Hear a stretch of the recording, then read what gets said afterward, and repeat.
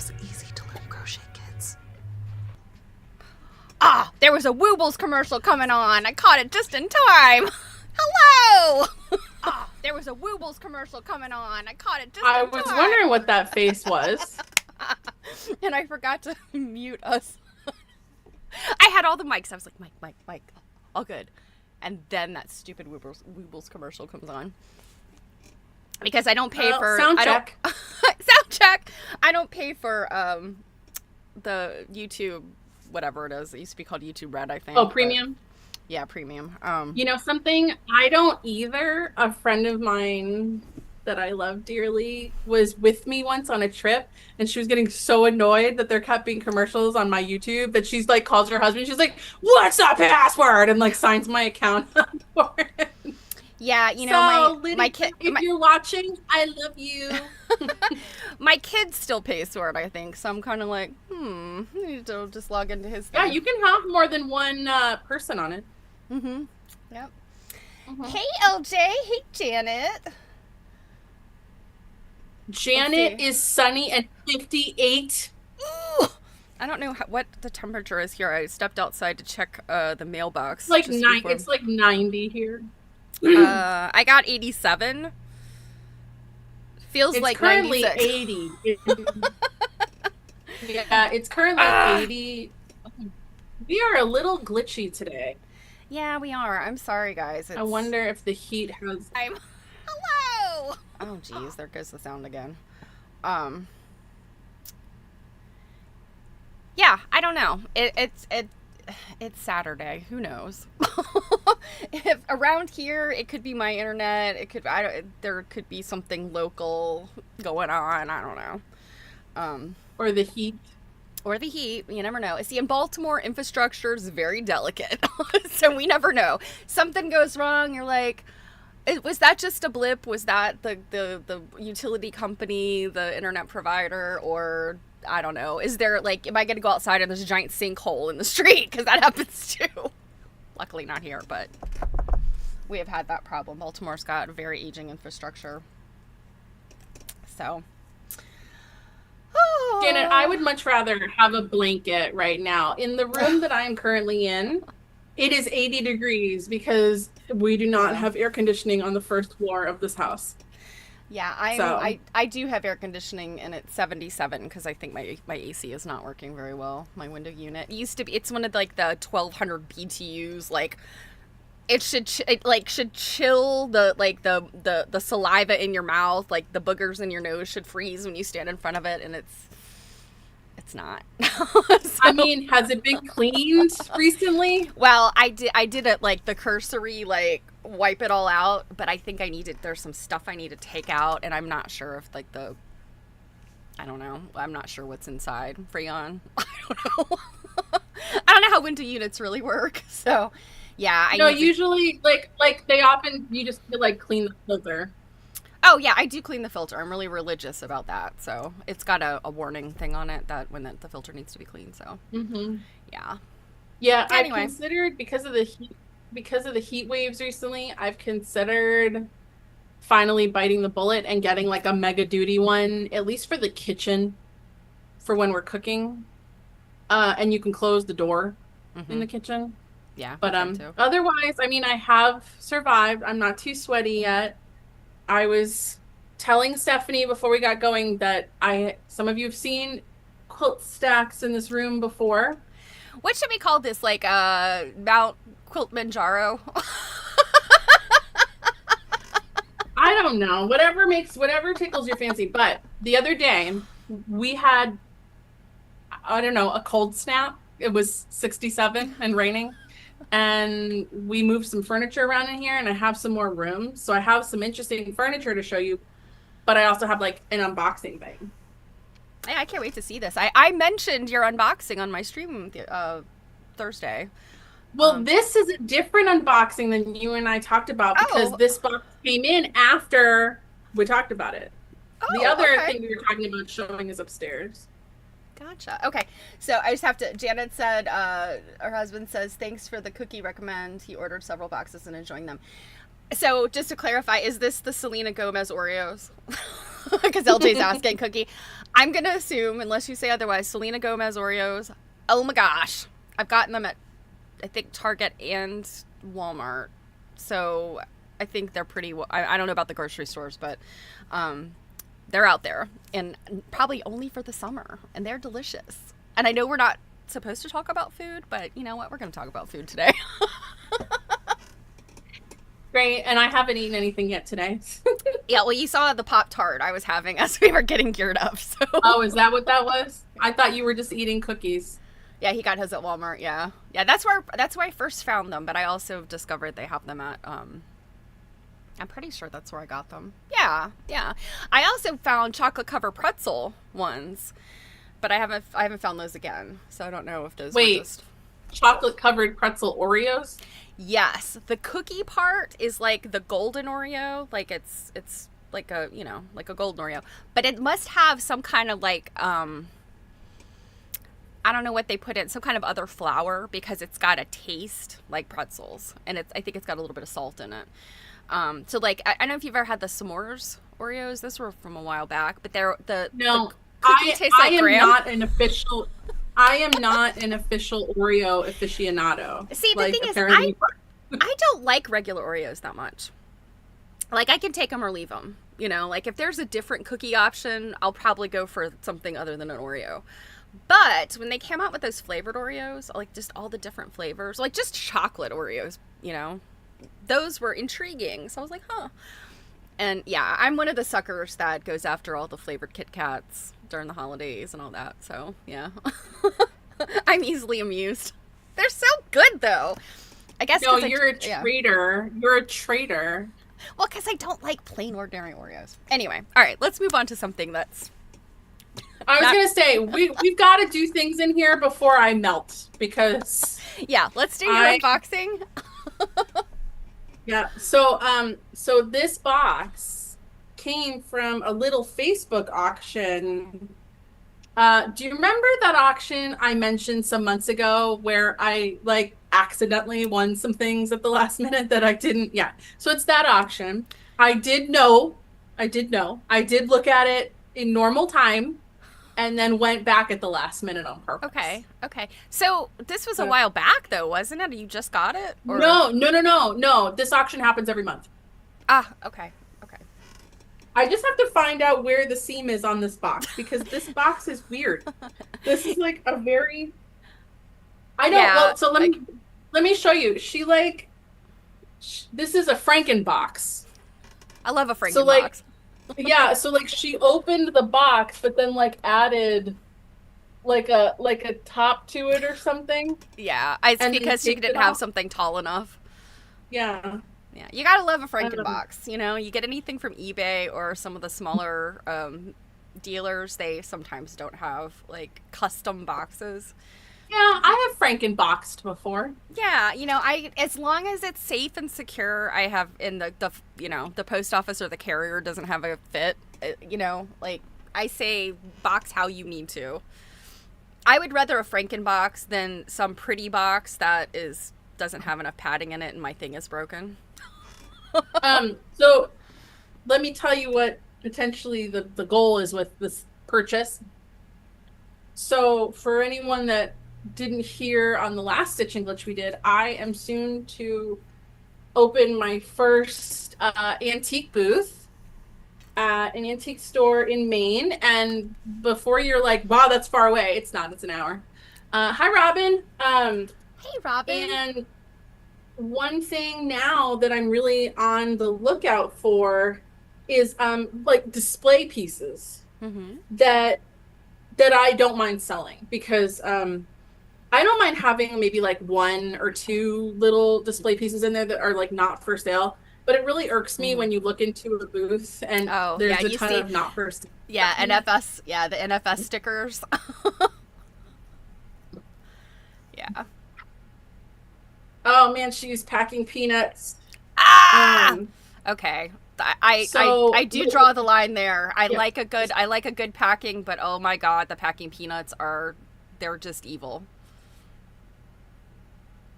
So for an example, like this little like doll kind of rocker, would be very cute to like put, big pin cushions or like Mm-hmm. loose blocks in or something Yeah, it's a absolutely. case, but it's a good size case. Um, and that's God, get me into this box. Oh, she taped it real good. We're gonna spend our whole time together waiting for Jill to untape this box. Sorry, I could probably hold on. I could maybe make it like a smidge more inch. Oh, yeah, there you can Yeah. see. So I can I Uh, can I can narrate while you're doing this that green piece that is oh yeah, there. What I can never point in the right direction. Yeah, that's you said you and Sunday moved some furniture around and have placed that, yeah. and I am loving that because it's got all those little drawers. Oh, Mhm. fabulous. That piece I bought a while ago, and it was meant to go in my sewing room, but the hecker is heavy, and I couldn't. I was like, all I could picture was the damage on the walls trying to get it up the stairs because our stairs turn. Mm-hmm. Um, and Pivot! I was like, you know what? Pivot! Yeah, yeah. It's gonna live in here, and my goal for the drawers is to put my sewing tools that are for sale in there so I don't have to keep bringing them up to the third floor. Now, I will say, since we're talking about it, Stephanie and all these drawers are open right now to air them out because they do have old drawer stink. And if anyone has a good remedy for, old drawer stink, Yeah, I'd what I had appreciate. recommended, what I've heard before, because I had old steamer trunk stink, and everybody suggested you put crumpled up, loosely crumpled newspaper or newsprint type paper, to use bowls of coffee grounds or coffee beans. I've also heard cinnamon. Cinnamon's kind of messy unless you have cinnamon sticks or something. Another idea, I think, honestly, is just pull all the drawers out and set them outside on a sunny day. I think that kind of helps them too. Yeah. Mm-hmm. I would say using like all of those things. Paper and coffee grounds and sunny day. So I don't know if you guys But have any do you do suggestions. the paper by itself or in conjunction with like coffee grounds? I think kind of both. I mean, the paper is supposed to absorb, small containers of baking soda is another idea. I mean, I realize you've got like a bunch of little, so you'd have to have like some small little jars and containers and things, but I guess that's another thought.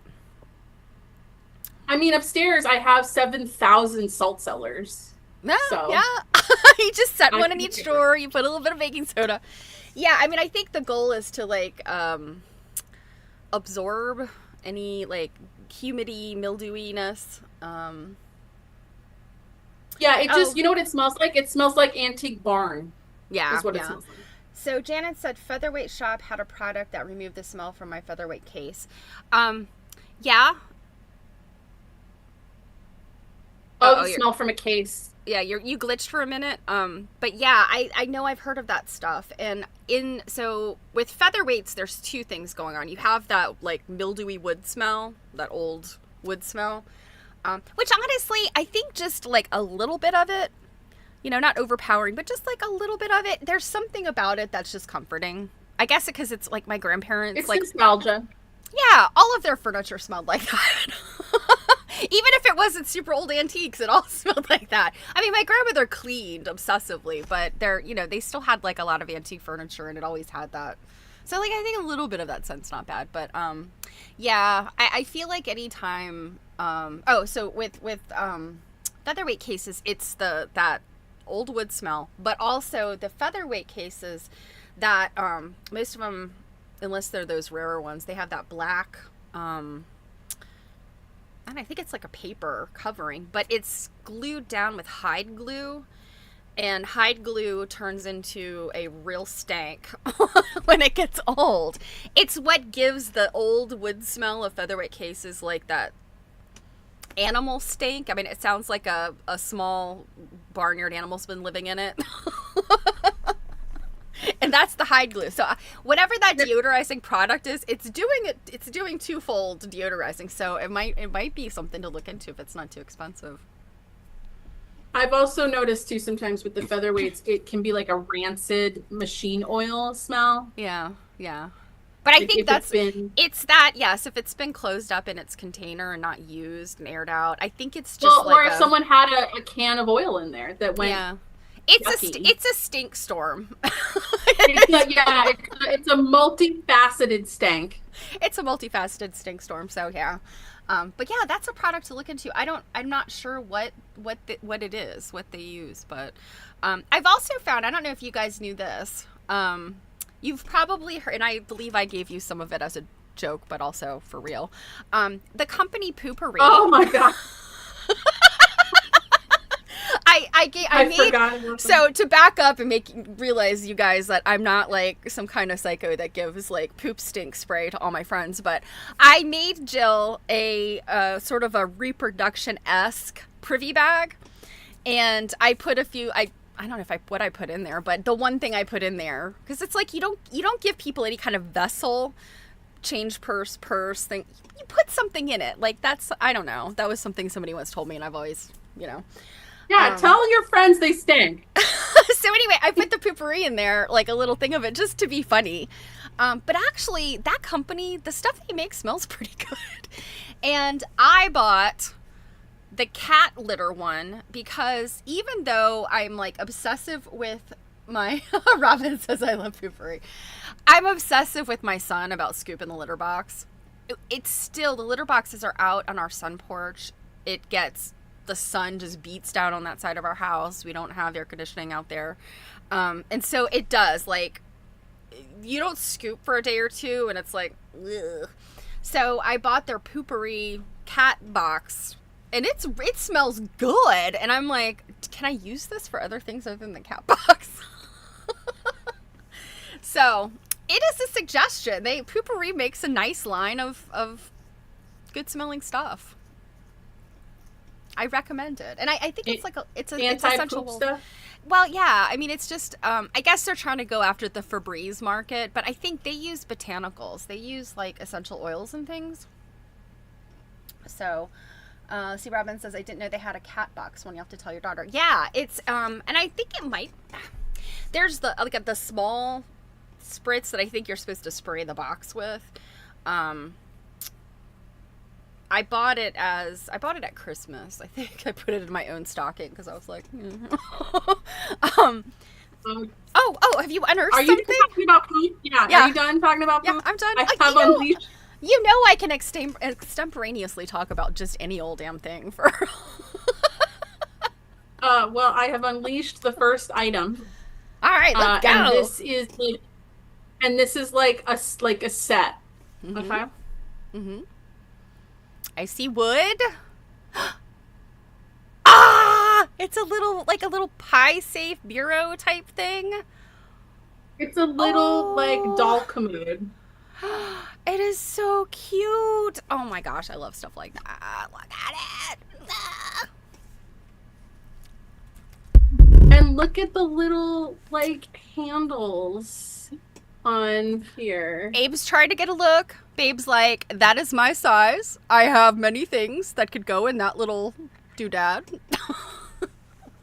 Yeah, so like I said, this will either end up in my collection or it could end up in my booth. But like, wouldn't it just be so cute to just like with have some little open thing in there? Yeah, some little thing sitting in there. Yeah, a little doily on top of it with another little thing sitting on top. Oh, so cute. Yeah, wouldn't it just be like the cutest? And then like it's so funny, like so on the listing, like I gotta appreciate people being honest, right? But she had listed like this damage. Mm-hmm. See that? Yeah. So there's like a separation, and I'm looking at it and I'm like, so? Yeah. Like, separation in the back, and I'm like, okay, like, sign me up. Some people don't like stuff like that. Some people like want to know about No, that. agreed. And I will say, in my opinion, for what I often find this kind of stuff for sale for, I got a deal. Little bit of imperfection is A-okay. Stephanie and I are not picky. I have to remove a few more peanuts now to unleash the next one. Oh, there you go. Okay. You froze for a minute. Your audio's fine. I don't know. We're having some glitchiness. I think it's you. I don't think it's mine. All right. She taped the bejesus out of this stuff. Well, again, I have the issue with the peanut. Actually, those styrofoam peanuts, or were those the cornstarch ones? I don't know. Did you want to give them a chew? I'm not sure what the difference. I'm not sure what the difference is.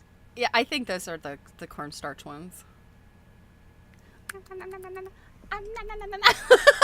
Did we had that conversation here, didn't we?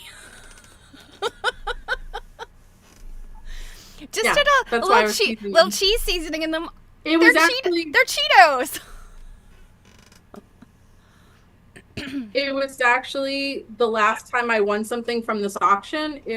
I did win something from this dealer, but it's when I won that little sewing box from another dealer, and it took me like a half hour to get all the packing peanuts out of the box because I didn't want them to go everywhere. Hey, Kate. Oh, packing peanuts in your son's bean bag. That is a good idea. I have a big bag of just sort of garbagey, like, clippings and stuff that would be good. I was going to say for a snack later. No, I've been planning to make like an ottoman type thing, and so I have this big bag of like, oh, some packing peanuts in there would take up some room. Okay. Piece number 2. Is it so? Is it matching? Like, are they like a kind of a set? Mm-hmm. Okay. Mm-hmm. Well, I don't know if they're meant to be a set because this one has different little handles on it. Mm-hmm. But she sold it as a set, and the wood is looking very similar. Mm-hmm. Ooh, and this has a stamp on the back. Oh, cool. Vesper. That's interesting.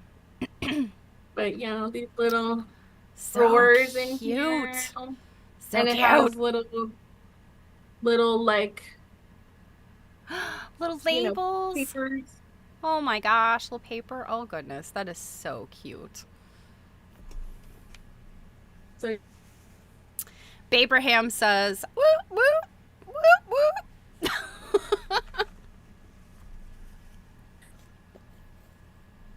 all right, we got one more piece. Oh wait, 2 maybe? Oh yeah, 2. Dun, dun, there's so much tape. And I'm very sweaty already. Ugh. Well, you know,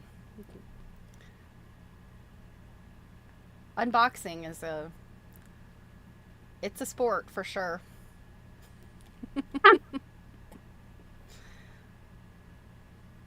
I'm actually, while you're doing that, I'm looking at see if it's me or not. What is causing our glitches?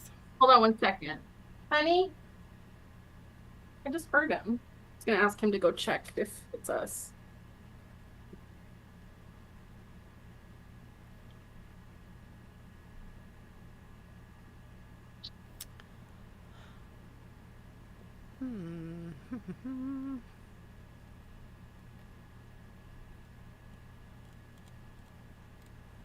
Whew. I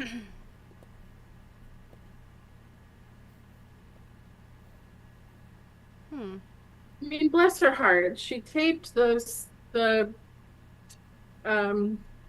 bubble wrap and this tissue paper.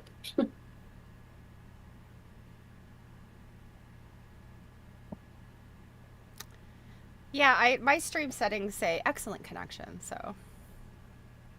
I've got go too. Like, well, you know, sometimes it's YouTube, so.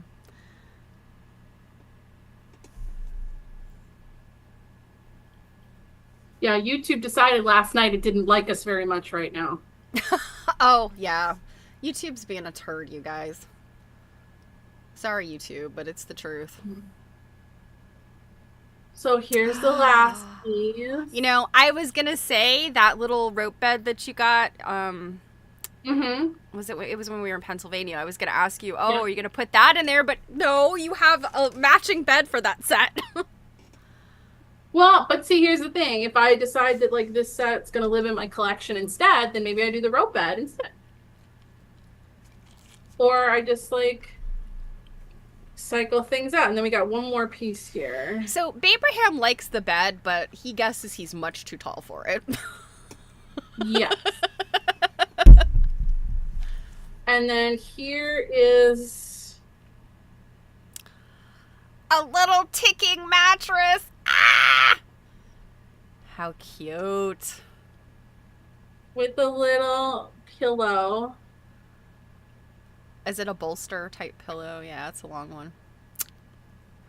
Now, you could make a very cute Pennsylvania style bolster case for that and then a matching quilt. Well, I mean, or I could use it to display adult quilts.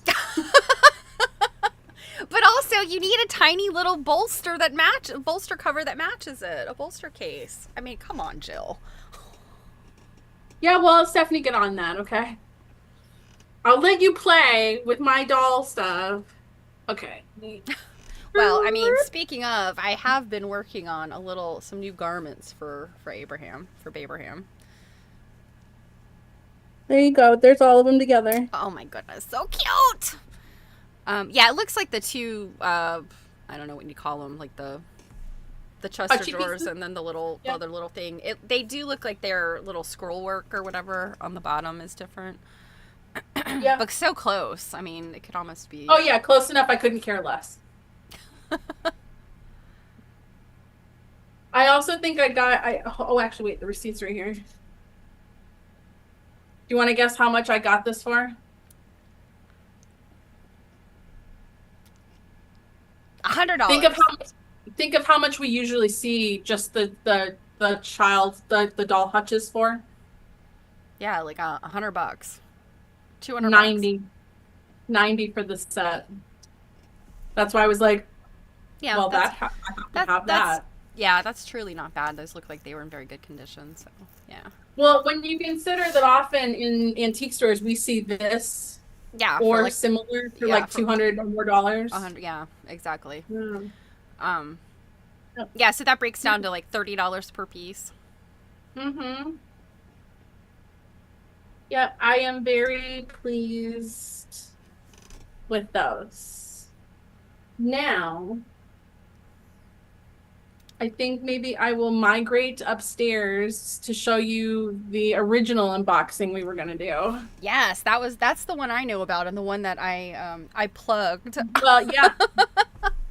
This stuff showed up just last night, so I was like, oh, I guess we'll look at that too. But upstairs also has air conditioning. So I shall be back in a minute. Please do entertain the people. Sure. Well, I will show you guys what I've been working on. Because, I didn't have anything more important to do last night. I have mentioned several times that Abraham needs new clothing, so I started working on a little shirt for him, and it's meant to be kind of like a Hawaiian shirt style. I'm gonna sort of fold the collar, the back. I faced it so I could fold the collar back. He needs some shorts, and I could not find his pants pattern last night. I had the shirt and there's a frock coat that goes with him, and I had those two, but he doesn't need a frock coat, obviously, for summer. Now, here's the bad thing about taking his shirt off. Poor Abraham. I have a hard time remembering to call him Babraham. So, he is a porcelain doll. So, as you see, he's got this lovely tattooed body. So I don't know. Just gonna show off some of his weird arm. But this fabric, I just love this fabric so much. It's called Far Far Away by Heather Ross is the designer of this fabric, and it comes the whole line comes. It's like nursery rhyme fairy tale kind of stuff, but it's like there's a Princess and the Pea and Owl and the Pussycat, but like everything else is kind of just sort of I don't want to say generic, but not specific, I don't think, to anyone. So they're snails. And I thought, Abraham, he enjoys a slow moving day. So snails would be. So yes, it's his beachwear. It does. It covers his arms up just perfectly.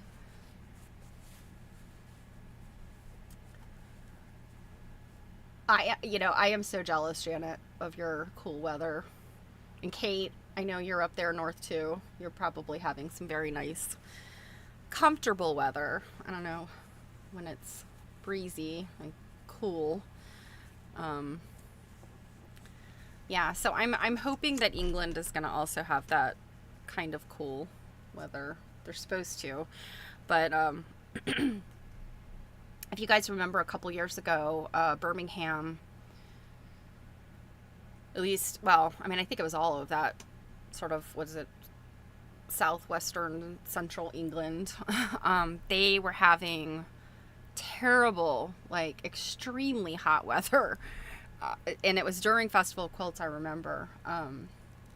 So I am hoping to be able to pack some layers and not have to overpack with jackets and long sleeve things and have it turn out to be like very hot or cold there. I'm worried. I feel like I'm going to be packing last minute. So Janet, you're asking if those are 112 dollhouse pieces. I would say no. I would say those are like maybe 1/8. They look a little bit bigger than 112. I would say 112. Those are like, they fit in the palm of your hand. Usually they're about yay big, whereas 1/8 is more of like he's a large doll. He's I think, is he 18 inches, I think? Not quite. Let me stretch him out. So yeah, he comes in at 16 inches, but he's odd dimensions. So I would say that yeah, those pieces would probably be for like a 7 or 8 inch doll, maybe. Whereas dollhouse dolls are usually about 4 inches. So you're still muted though. Oh, there you go. We were just debating, or I was debating, what size your little doll things are. I don't think they're 112, because 112 is very small. I would say they're like 1/8. I don't. You know something? I know next to like nothing about like the scales of doll stuff, but let's see. I'm thinking of like how big of a doll would probably fit on that bed. Yeah, that's what I was trying to do. I was like, so he is like 16 inches, but he's an odd dimension, so I shouldn't try to. Barbie. What did you just get? Did you just guess 8 inches? I guessed 1/8, so 1 foot to 8 inches. 112 is right. Well, 1 foot to 12. I'm gonna guess that bed might fit. Well, if you want the doll's head on the pillow, it's probably a 6-inch doll. Yeah, that's what I was gonna say, like a 5 or 6 inch doll. Because like, I think like at that time, of course, no Barbie, right? And I'm assuming that furniture's probably turn of the century. Mm-hmm. Because of the ticking mattress. Mm-hmm. Barbie dolls are 11 inches, right? So I would say, Barbie was kind of a Standard? Well, no. So when you went from baby dolls,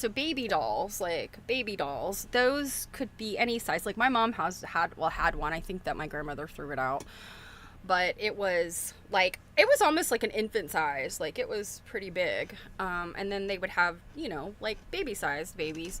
But any of like the adult dolls or fashion dolls, I want to say at that time, I mean, they were, like think about Madame Alexander or, the smaller Madame Alexander or, what are those dolls called? Well, the Hitty doll. Hitty, she was like yay tall. And then those ones that have like it's short black hair. They're like a China doll, and they came in a whole bunch of different sizes. You could get itty bitty ones all the way up to really tall ones. Yeah, so I think those were kind of the dolls then, and I don't, as far as the miniature world, they have rules just like the train people, people that do model trains. They have rules.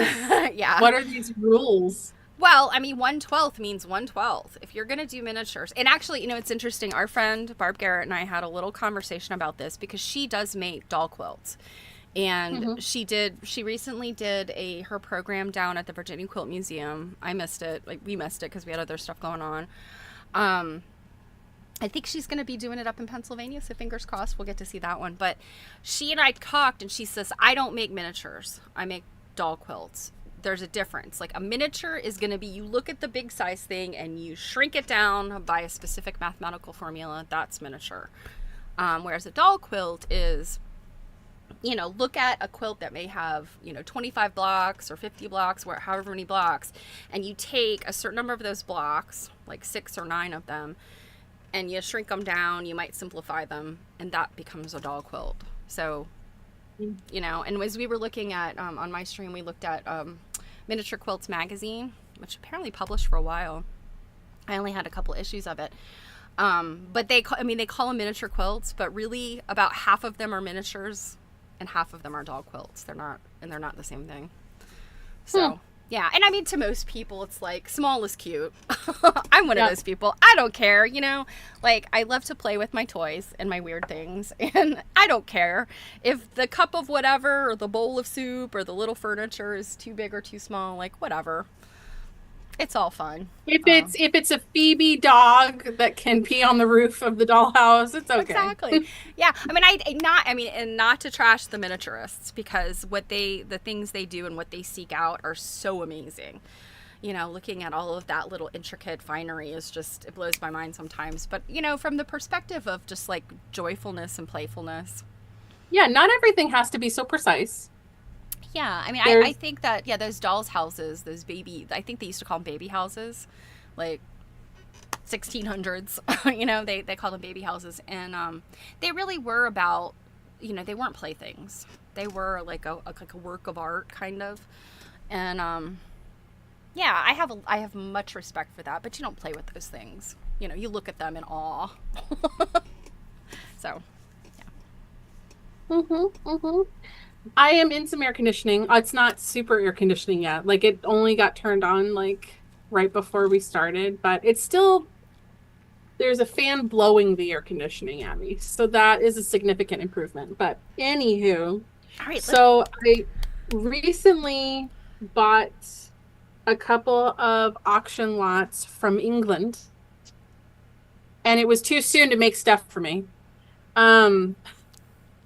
So I had to have them shipped at an exorbitant amount. But one of the lots that I won was an assortment of clamps. I don't know a ton about this type of clamp. And I also will say that, like, I think one reason I was able to get this is I think all but one of these clamps has like an issue. They're not perfect. Yeah, I had mentioned, and not to trash your purchase, but I had said, I think that this purchase is Blaisdell's. Yeah. And we've looked at them before, and they're known for that, like, over-the-top, gorgeous finery, like the sterling silver thimble holders and whatnot, but I didn't think that is what you had purchased. No. I was going to guess that you had purchased something that's a little bit farther down the scale in finery, but also, we would love it. Like, so in my opinion, they overcharged me for shipping, like, more than I think is acceptable for like a shipping and handling fee. Now, I did not go and argue with them about it. So and then with the exchange rate and everything, like, it's harder to kind of like get, like, good prices on things. unless you're gonna buy a lot and really make like that's the thing I learned for next time is like, okay, I need to win a few things to really kind of make it worth my while. But because I don't have any of these and I don't often see these around the US, I was just like, I don't care that they're not perfect. They're still very interesting to look at. So this is the first Oh, interesting. clamp. It's yes, it's very intricate. Now, I noticed that like this piece right here, like there should be something coming out on this side. Oh, So okay. this it looks to me like this piece did something because this little thing turns, but I'm not sure. I'm sure it was probably maybe like a tape Yeah. measure or something. Okay. So is that what it Yeah. is? Like it's all your sewing accoutrement or Yeah, so this right here is a needle okay, holder. that's what I was about to say. Does that come out as a needle holder? Like Yeah, so that screws off okay. and you put your needles in here. Oh, and There's there something was that's another right one. here. Okay. There's just like a hole here, so I'm not sure what was supposed to go down in there, unless it's maybe meant for like a big crochet hook or something like that that would Hmm. just sit in there. Um, and then, sorry, it's been in this heat, so the wood's swollen.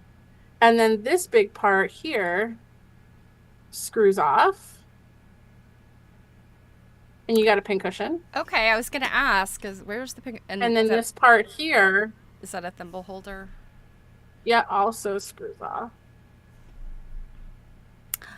So you can set a little like thimble Very or something. cool. Yeah, You so could it's actually very like you could set a stack of you know, thimbles in there. yeah, right. It's very like put all kinds of your crap in here. Now, I have not done any research about like where this style is from or anything yet. Like if it's like Scandinavian, like I haven't done any of that. Interesting. Um, and our friend Dawn, I'm sure, is not in the chat to just immediately from the back of her eyelids be able to be like, this is from this period of this You know, place. Dawn And is so these good at people that did stuff. this. Dawn is probably having a moment right now where she's out shopping or maybe she's like doing some sewing and she's like, I just envisioned da da da da, and that's what it is. Yeah, yeah, she can just recall. I really like kind of like the like Yeah, artwork is it on like it. is it inlay? Like is it kind of a No, it's painted. okay. Yeah. But like it's just got little detail just like everywhere. Yeah, So that's very sweet. it's very sweet. Yeah, and we haven't seen anything like that, have we? Like, I Not think really out here shopping. yeah, I know. I'm thinking Um, like the handful of clamps I have are like I mean actually do have some from the UK. One is oh shoot, it's not you have one of those like lovers ones. well, yeah, it looks like a croquet mallet. Like Right, but it have that little thing on the front of it that says like ever thine or something, you know, those one of those little sayings. Did no, you get it from actually Vancouver? no, it's actually it's kind of a multicolored thing and it's the brand. I think it's the brand. Oh. And it's not Tunbridge. I don't know why I always think Tunbridge. It's another like recognizable brand of over there, but There were yeah, a lot of I can picture yours. mhm. There were quite a lot of those for sale in this auction was like 900 lots. And most of them are sewing related. Not all of them. I think they go, if I remember correctly, I think they went into some jewelry a little bit at the end. But for the most part, it's all sewing. And they hold these sales like twice a year, and it's insane. I'm just like, it makes me just want to go over there and just like look all over the sides of the streets because there must be sewing tools just scattered everywhere like Easter eggs. And, yeah. So this piece, I'm pretty sure that I got this piece for my collection. Like it was one of those where I was looking at it, I'm like, oh, I think I want that for me. And now that I have it, I'm pretty sure that's still the plan. Oh, look at that. And now, Like is that this a little, clamp or just a box? Like, does there a clamp under it's a there? clamp. It's a Okay, clamp, but it's missing its I see. clamp. So the person who had it before me put museum putty on the bottom to stick it to. Stick it down to a table, yeah. Yeah, which I mean, I haven't tried to like get that off, but I'm sure it won't be hard to get off. But the reason I love this so much is this like teeny little painted house where, you know, Ah, my this gosh, measuring tape look at is. that. And then you have that beautiful little pin cushion and all that painting on the top. Oh my gosh, it's like a little village scene with a, Yeah. or like a, is it a village or kind of like a countryside? It's like a countryside. No, it's got a house over here. Hold on. Oh my gosh, that's so cute. Yeah, Robin says it's gorgeous. I agree. That's some UK finery. Yeah, so this next one I'm going to show you is similar, and still has its clamp, so you'll see what kind of clamp it should have had. But then this top comes off. So then it's like a little sewing box with, yeah. Yeah. So don't you agree that I probably got this one for my collection? Yeah. And then I what she's not saying is just so she's like, and I'd like to see it the next time we get together. Yeah. So not to digress us, but what this reminds me of, and our friend Dawn actually introduced me to this artist. Her name is Jenny Aiden. Let me find it. Jenny Aiden Christie. Let me pull. Was I part of this conversation? Because that doesn't sound familiar to me. You know, I saw her. I think she showed us the book while you were there. Okay, maybe. And then the morning you and Sunday had to leave, and I was there at her house for a little bit. You were longer. a hostage for a little bit longer. Oh, such a hostage. For a little bit longer. Let's see, is this link gonna work? Oh, it did. So anyway, she makes. They're not clamps, but she has this one specific kit, and her stuff is like just drop dead gorgeous. But it's like a little sewing box, and then it has a little bird that sits on the top. And I think you could get two different versions. One makes like a scissor sheath, and then one makes like a thimble holder. And then it's got like this called the mossy hillock.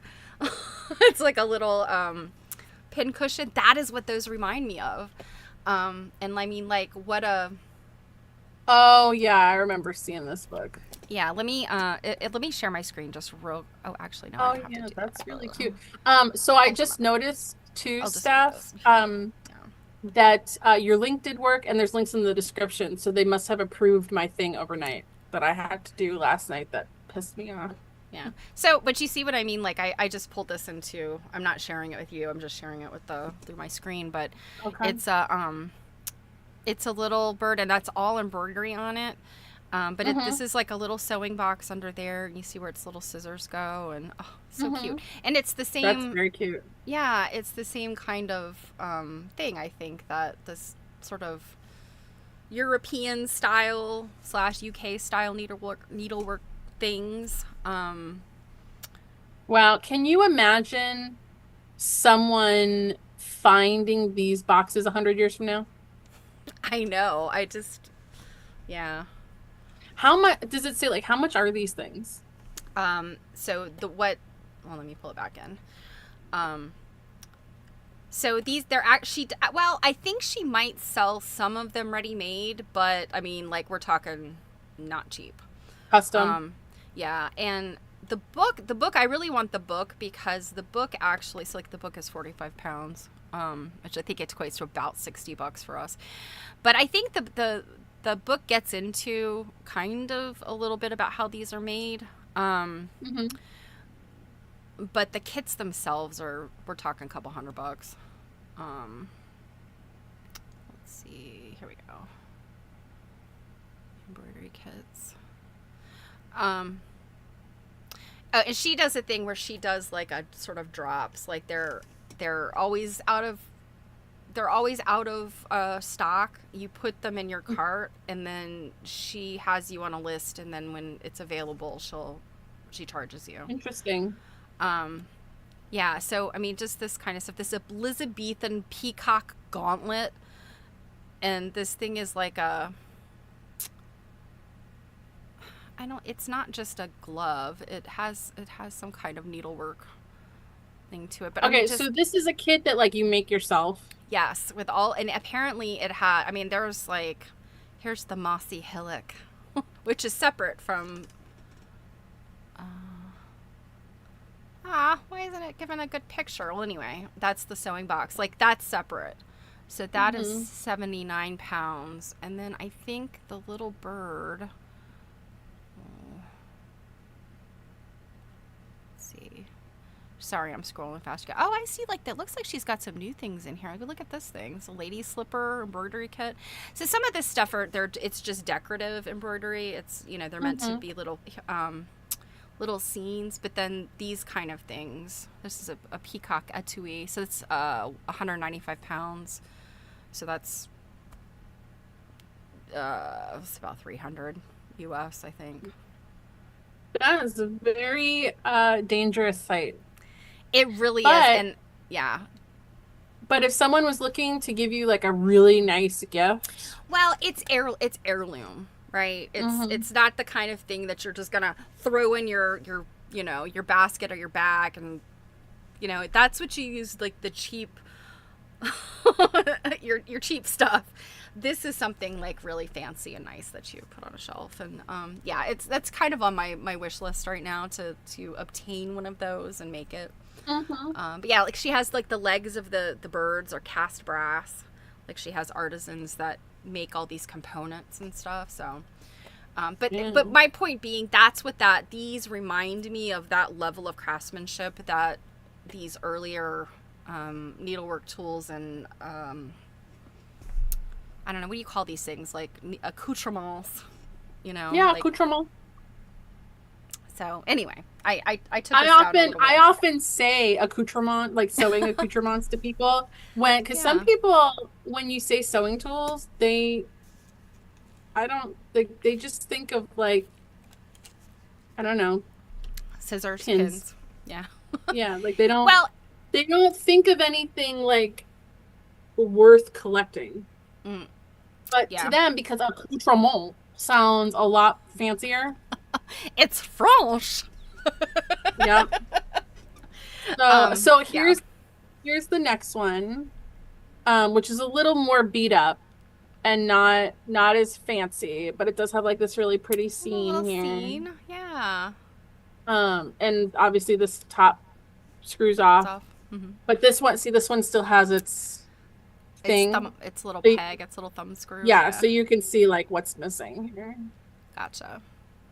But you can see how these can vary, like it's super easily get damaged and I think the wooden ones, I mean, it's very nice woodworking, but also the wood has a tendency to get, fragile, bloated, brittle. Yeah, and then this one, its clamp has come off altogether, so it's just a tabletop piece now, which is fine. It's very cute. Oh yeah, little flower. And thing. I feel pretty sure that like the pin cushion's been replaced. Now does that open up too? That's a little box. Yeah. Oh, very cute. Yeah, those are pretty different than what we usually see in the States. I mean, some similarities, but definitely a little aspect of difference.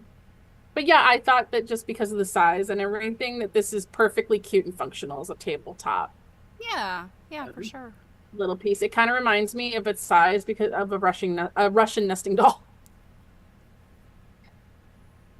Okay, and then I did win 2 other things that are not clamps. I do love a clamp, but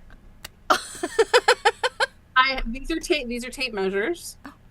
I have seen one of these in like online before, but I've never gotten one. Fancy. I was gonna say Blaisdells is known for this kind of stuff. Is that a teeny tiny little crank on the side of it? Yes, ma'am. Oh my gosh, That's it's like how a little It's like a little That's wire how you to that's crank how it you back up. pull the tape measure Hmm. back up. That is so sweet. Yeah. I love those little figural. Figural. Hmm. Figural. And then I got this one. Oh, adorable little windmill. And this one, you pull this out and then you turn this to pull it back in. Oh my gosh, that's adorable. So Janet says Tunbridge, where from England, you have just introduced me to something else to look for at the next antique fair in Moss Landing at the end of the month. And Robin says she loves the windmill too. Yeah. So Tunbridge Ware, yeah, that Tunbridge Ware is some interesting stuff. It was mass produced to some degree, so you can find, the I guess, Oh my God, there's just like everything they yeah, made out and of it. I guess a lot like Mocklin too. Hmm. You've got that mass produced kind of souvenir destination kind of stuff, and you've got the lower end, and then you've got the really fancy. Yeah. So I do have to say, like, those types of I mean, what do you call that? A line or a brand? I don't know, whatever. I like those, like Tunbridge or Mocklin, because you can find, smaller pieces to start a collection or, to look Oh, and for. you can find them reasonable, yeah. Yeah, yeah. Um, It's a pretty good. It is not wooden. These are, I'm assuming this is brass. They're metal. Like a brass or a tin or something. They're a bit heavy, but not super heavy. yeah, And I would say it's brass. It's probably. yeah, it's not like super thin. Like I can't easily, like this bottom has a hollowness. I can't like smush that. Like if it was, tin. Yeah. Um, Well, the fact it's got yeah, that golden color, that sort of yellowy color, that's definitely a hallmark of brass. yeah, and I mean you can find these online, like in eBay, if this is of interest. I I have seen, especially this one, I have seen before. I don't think they're exceptionally rare, but definitely rarer than a lot of other tape measures that we see. So, by all means, have a peeky peek. Yeah, I I think don't there's know. some other ones that are So similar a lot too. of those type of things were always manufactured, like in Europe or elsewhere. Like I I we don't didn't know. really have that manufacture here, did we? Like I mean, I was just I trying to think, like, think so. scissors, all that kind of stuff was often imported. I mean, we didn't have any major. Yeah, I was briefly when I opened this looking for like markings on the inside, but I don't really see any, and I haven't like done the deep dive. It's very interesting to hold this whole thing together with this bottom piece. It's little They tabs, isn't it? punched out Yeah. they punched out these little holes on the side Mhm. and then just like turned them in Mhm. underneath It's a here. type of bezel. Yeah, so they don't have to solder or anything. It's just a little bezel that holds it in. Yeah. Yeah. I like that. That's, like lithographed toys and stuff were like that. They're not really, everything's, the edges are rolled under and then they have those little tabs that hold things together. I mean, to be honest with you, I was really shocked. Those two pieces obviously came in a lot together. I was really shocked I won it. Like, and not for like an insane amount of money. Like certainly not for nothing because again, the shipping was $40. I'm sorry, no, not 40 pounds. So Yeah, I like think right almost now 60. yeah, I was going to say the exchange rate right now is about 75 cents on the dollar or 75 cents on the pound. um let's see. So yeah, it wasn't Two. I'd say in order to really kind of like make it worth my while, I didn't technically get enough for that. Like I could have tried a little Yeah, harder, it is but currently $1 equals 0.74 pounds sterling. So, yeah, the exchange rate's at 3/4 right now. hmm. So yeah, that's all I've got for current unboxingness. That's There's more exciting. things coming in the mail. Yes, I got something wonderful in the mail today too, and I had thought about doing it on unboxing. I know I told you this, but as it's a thing that I have obtained with the promise to do a study of it. So that is going to be something that will be released to the world. So I'm going to keep it under wraps until then. It is a quilt. I will say that much. It is a quilt. So I decided not to do that unboxing live. I also have to admit I'm kind of bad. When the boxes come, I have to open them. Oh my God. I am so if I know what it is, I am totally like, I can let that crap sit there for 6 months. Yeah, I mean, to some degree, I don't know. I've always been one of those, like, I love to open a present, even if it's not for me. Sometimes Rob will get something. Nobody leaves Stephanie alone with your presents. Rob will get something from, he'll buy something from Amazon, and it'll be something, like, totally useless, like, to me, like socks and underwear or something. And I'm like, can I open it? He buys his own socks and underwear? Oh, yeah. I don't get involved in that. Oh my goodness, that's a big deal. Like, I don't know about anybody else here, but a couple men in my life, the only time there's new socks and underwear is if I'm purchasing them for them. Oh no, otherwise they'll continue wearing Swiss cheese until. Yes, my husband's t-shirts and underwear, definitely he'd be furious to know that I'm like airing his dirty laundry, but he's airing his Swiss cheese underwear. His yes, I left the door open there. His socks, though, very particular about socks. The last time I bought him socks, I did do well because I bought those Duluth Trading Company socks, like socks from. I've never tried them. Duluth Trading Company is, to me, obscenely expensive, but they really have. But their nice packaging is hysterical. Yes, it is very funny, and their stuff is really, really good. I mean, it's the kind of stuff that, like, yes, you spend that kind of money because it does last. That's one of those things, like, in terms of clothing. Somebody once taught me, with fast fashion, this is a good thing to say, like, okay, if you're going to spend $200 for, say, a coat, and I think, honestly, a really nice coat, $200 is a bargain, but $200 on a very, very, very nice coat, how often are you going to wear it? Are you going to wear it every winter for 10 years? Then you break that down, and that, it equates to like, oh, it's 25 cents a wear.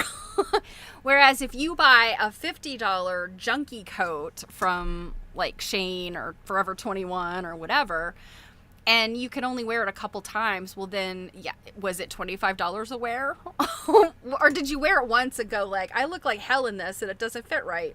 That's $50 a wear, So somebody like one time told me that, and I was like, that makes a lot of sense, But I think the struggle is when you're young and you're poor, you're standing there in like jeans and a t-shirt if you don't have a business suit you can afford. So while, I often wanted to buy very expensive business suits, I couldn't. So my off-the-rack fashion bug business suits were what served me in the beginning of my career.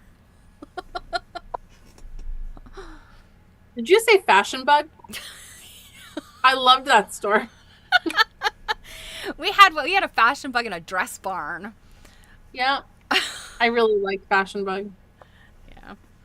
So, yes, I was showing off Abe's new shirt while you were heading upstairs. I need to stitch the collar properly, and then I have to put buttons on it. So, but it's from the Heather Ross line, Far, Far Away. Oh, I have to. So I shared this on my stream the other day, and I haven't shown you this. Okay, so I have. Why do you have an angry Care Bear? Well, it's Grumpy Bear. But like, damn man. He's my favorite Care Bear. So this was on clearance, and I was in the toy section the other day at Target, and I was as women like you tend to be. Yeah. Women, at least I'm not a childless woman. There's something strange about a childless woman. Your child is like 26 years old. He's 27. Oh, well, because that's better. Okay. but let's set that aside for a moment. And just the fact that I was in the toy section, I was shopping for a gift for a child. Come on. You're such a liar. I was also looking for toys. Like, I was evaluating toys for myself. But so it's not a Care Bear. What the hell is that? This is a Barbie furry.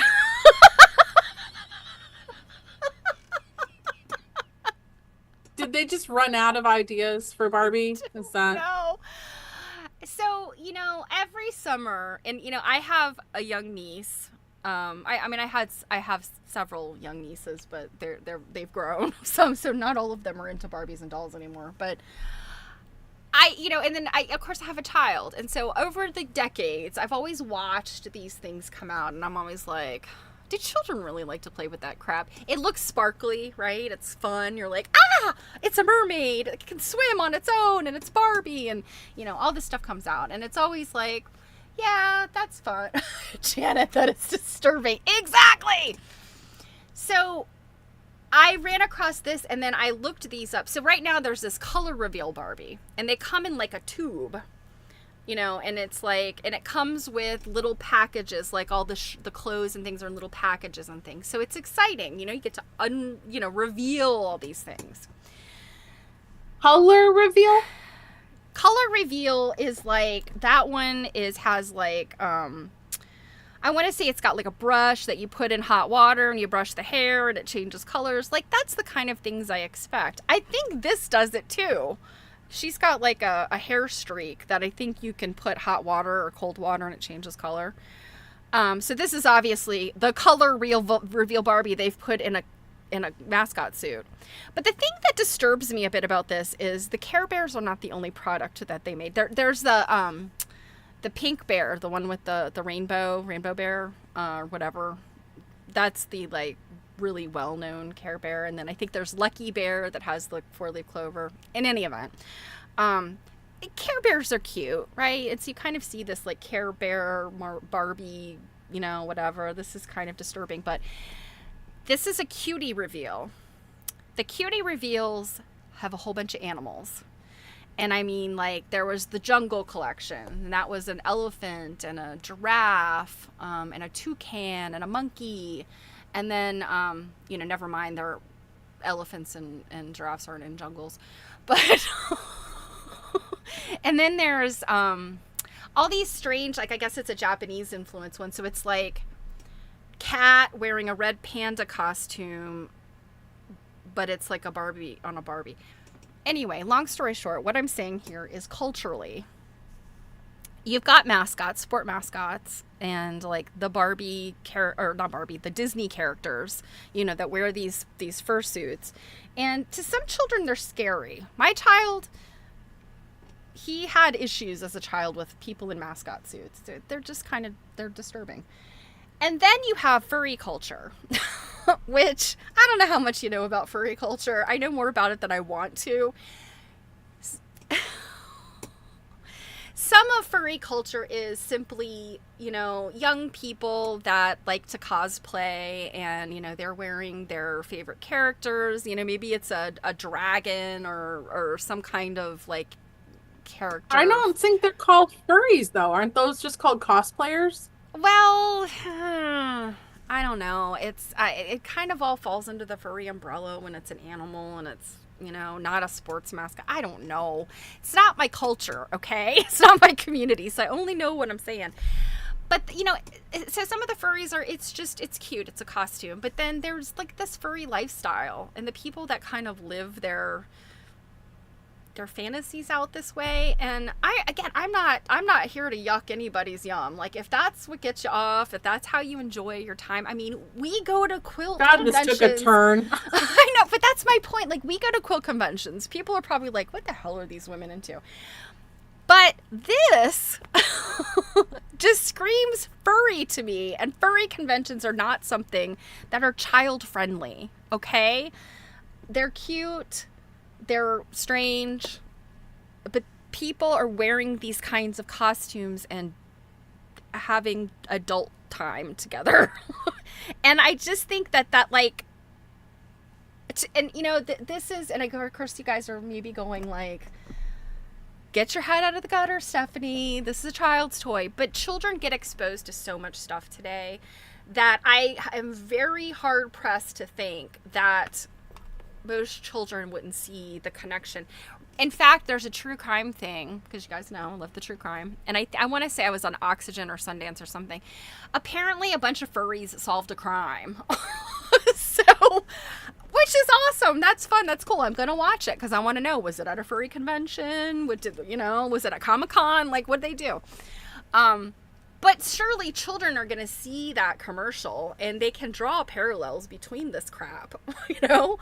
So I'm just like, this is an area that I think a child should not be curious about.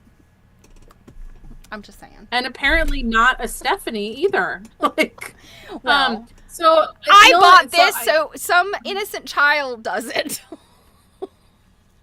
I mean, the only thing I'm going to add to that is there's a lot of discussion that happens now about music we listened to as children. Mm-hmm. And like, especially in my opinion of the 90s and lyrics that were in there. And I guess the 80s, like Aerosmith, like stuff that's in there. Yeah. And the stuff that we listened to and sang to and were bebopping around to, and now that we're older, we really pay attention to the lyrics. I was so oblivious to what the lyrics were when I was a kid and what they meant. I absolutely agree with you. Same. Absolutely same. But I think the thing that I'm super cognizant of, and I mean, not to say because you don't have children, you're not cognizant of this, but I think it hits you a little bit harder when you have children, is that they have access to so much today and they're exposed to so much today that, I don't know. I mean, I think kids, at least mine, I can't show him anything on the internet that he isn't like, oh yeah, I know about that. I've seen that. So, and yes, he's an adult. I didn't give him this much access to the internet when he was a child, but well, it wasn't, and it also, there just wasn't as much access when he was a child. Well, exactly. And I mean, this is the kind of stuff that parents get like, worried about children stumbling across or somebody inserting weird things into children's, and it's like you're absolutely right. Most kids, unless they have been in, exposed to things like in an abusive way, kids accidentally stumbling across something that's inappropriate for their age, a lot of times they aren't going to understand unless, again, they've been exposed to like way too much adult stuff and they're too street smart for their own good. But yeah, there are some children that I think are very precocious and very curious. I know if I had the internet when I was a kid, when I was in elementary school, middle school, oh my God. I can't even imagine. Well, I mean, I'm gonna tell you right now. I did again, children of the 90s talking about things that we survived as children on the internet. Yeah, same. Hose water. Well, the only thing is that I was more of a child on the internet than you were. Well, and yes, exactly. I mean, my initial experience with the internet, I was an adult. I was 20, 21. Yeah. I was let's see, when we started getting the internet in the house, like real, like AOL, like chat rooms, 12 or 13, maybe. Yeah, probably 12. And we had it. My brother originally had like email with his friend, and it was like Prodigy, and like chat rooms. Yeah. Well, yeah, the very first chat room I was in, and I think I've talked about this before, was when I was in college. I was probably like 19 or 20, and I was using a friend at another university. His university had like a gateway. Mine did not yet. We were still like intranet. We didn't have like going out of the university. So Robin said, I cannot begin to tell you some of the things my 7-year-old granddaughter has watched on the internet. Yeah, I mean, in some cases, you do what you can to limit it, I'm sure.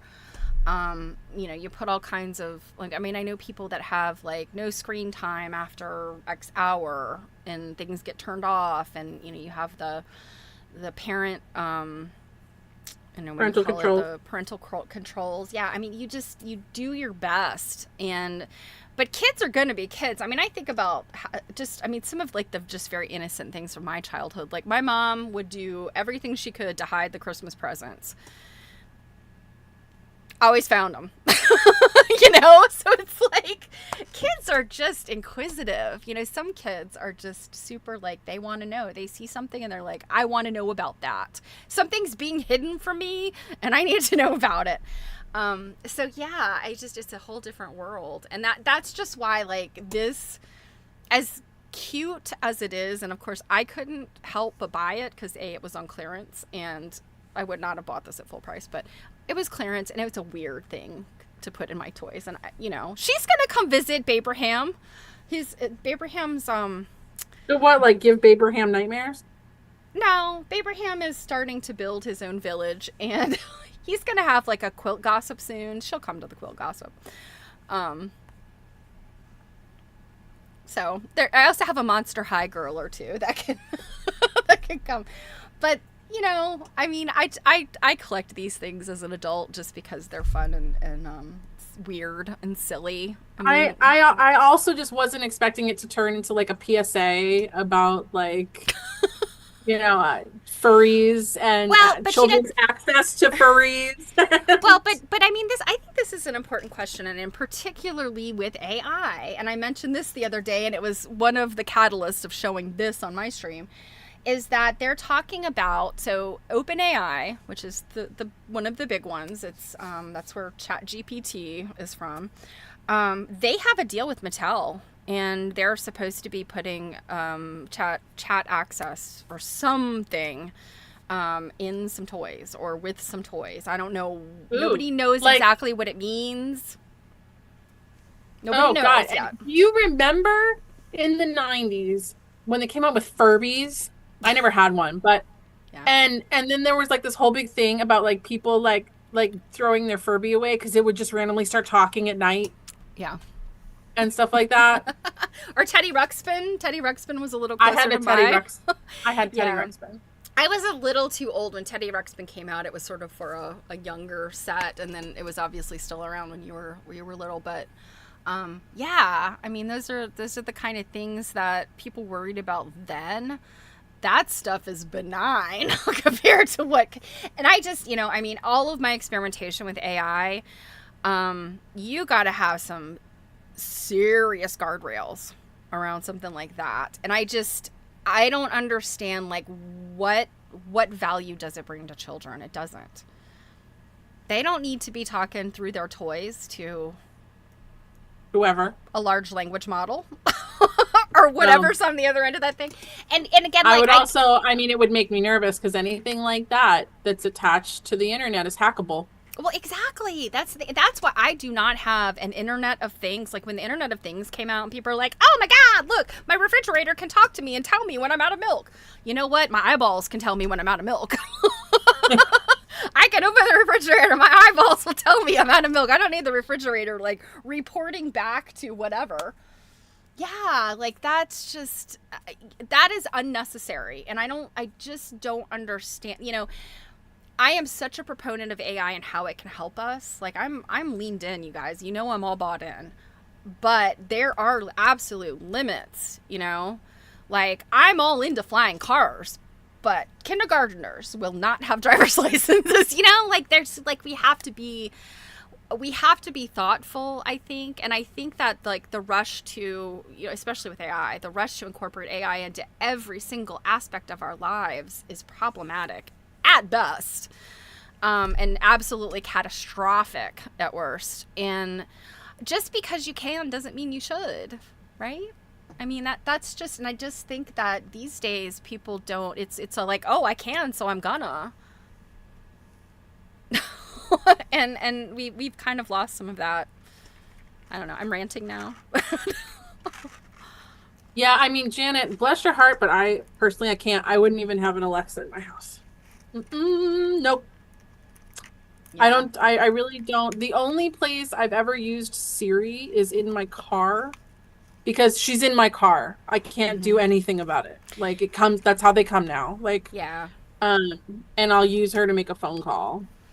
Yeah, But I've does never it, does it used anything like sometimes, that. will it keep me up at night if I actually let my brain think about it? You bet your butt it will. Yeah. I just, I don't trust, I mean, you should not trust companies with your data. No. Obviously your financial companies, they have to have a lot of information about you to provide, it's just the way that finance and banking works. Same thing with the medical world, I mean, they have to know about you to be able to treat you. But that stuff needs to be so carefully and finely protected. And I mean, without even considering AI, so many breaches, database breaches have happened over the past, 10, 15 years that like we can't protect information from humans. How do we protect information from AI that does not have the same,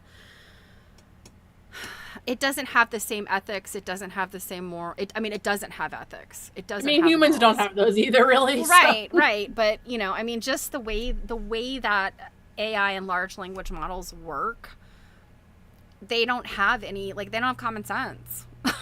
They don't have any sense of allegiance unless they are forced to. And even then, large language models are, they're a little sneaky. Yeah, Skynet is here. It is! Skynet is here! Any minute now, Arnold Schwarzenegger is going to come, I gotta kill a child.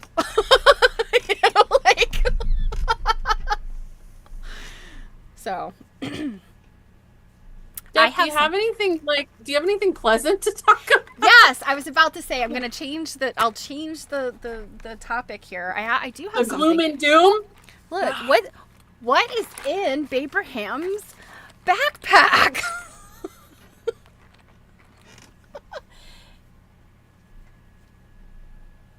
Hey Arlene. So AI can't replace back and forth conversation with young children. Exactly, developing language. And in pre-K world, I see so many kids with underdeveloped language skills. Yes, underdeveloped communication. Adults can't even communicate with each other anymore. It's worrisome, and there's a lot of talk about is AI making us dumber? Yeah, it is. I think it is taking away some important skills that you and I were born with. I used up until my 20s. You used up until your teens. And now we're in this weird place. So, max headroom. Yeah. So,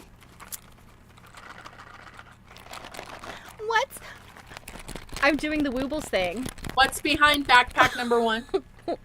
Yes. So, we don't have anything in the front pocket yet. Because it's a very small space. So, we need to find out. Yeah, I was going to say, what can you put in there, like a penny? A small sewing kit. Okay. So, look, he has a sketchbook. A little tiny sketchbook. It's got a grasshopper on the front. Why? I don't know. It's something that I had. Did you draw that? No. It's bug notes. I have no idea where I got this. It was either something my mother put in my stocking decades ago. I've always liked tiny things, guys. Because you're like, I know at some point in my life this will be useful. Yes. I'll have a Babraham later on. Yes. So Babraham has his tiny pencil, and you notice it's got a mermaid design. That doesn't look tiny. That looks like half the length of Babraham's body. Well, it is just a pencil that has been made small. But what is so fabulous that goes with this is, look, it's a tiny eraser. Is that Lisa Frank? No, it is Lisa Frank knockoff. I'm sure it came in this tiny. There's also tiny. There was also tiny tape, but I've used the tape for something else. Here's this interesting game that Babraham has. They are playing cards, but also it's a Chinese game called The Trip to the West or something like that. And it came as this big sheet, and I've had these forever. And one night I cut them all out. But I'm not exactly sure. I've only done some really basic translation of all these things. But it's basically, they look weird. They are. They're these, like, I don't know. It's some kind of, like, I don't know. All I could think is, like, some kind of rock opera. I don't know. It's loosely based, I think, on Buddha. And, you know, if you know the story of Buddha, he was a Gautama. He was a prince. He was an Indian prince who kind of forsook his fortune and went on this, like, pilgrimage kind of thing. I mean, you see there's, like, this weird leopard guy. Yeah. So Abraham, he likes games. So he can play cards or whatever this game is. It's got lots of instructions on the back, but it's all in Chinese, so I've done my best to translate it, and it still doesn't make much sense to me. But, you know. And then, most importantly, is this. And I see if I have some tweezers so I don't, my big fat fingers don't. You're going to love this, Joe.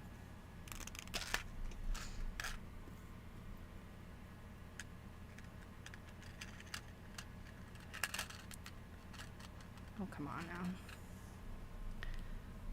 Abraham has chicken wings. Abraham has chicken wings.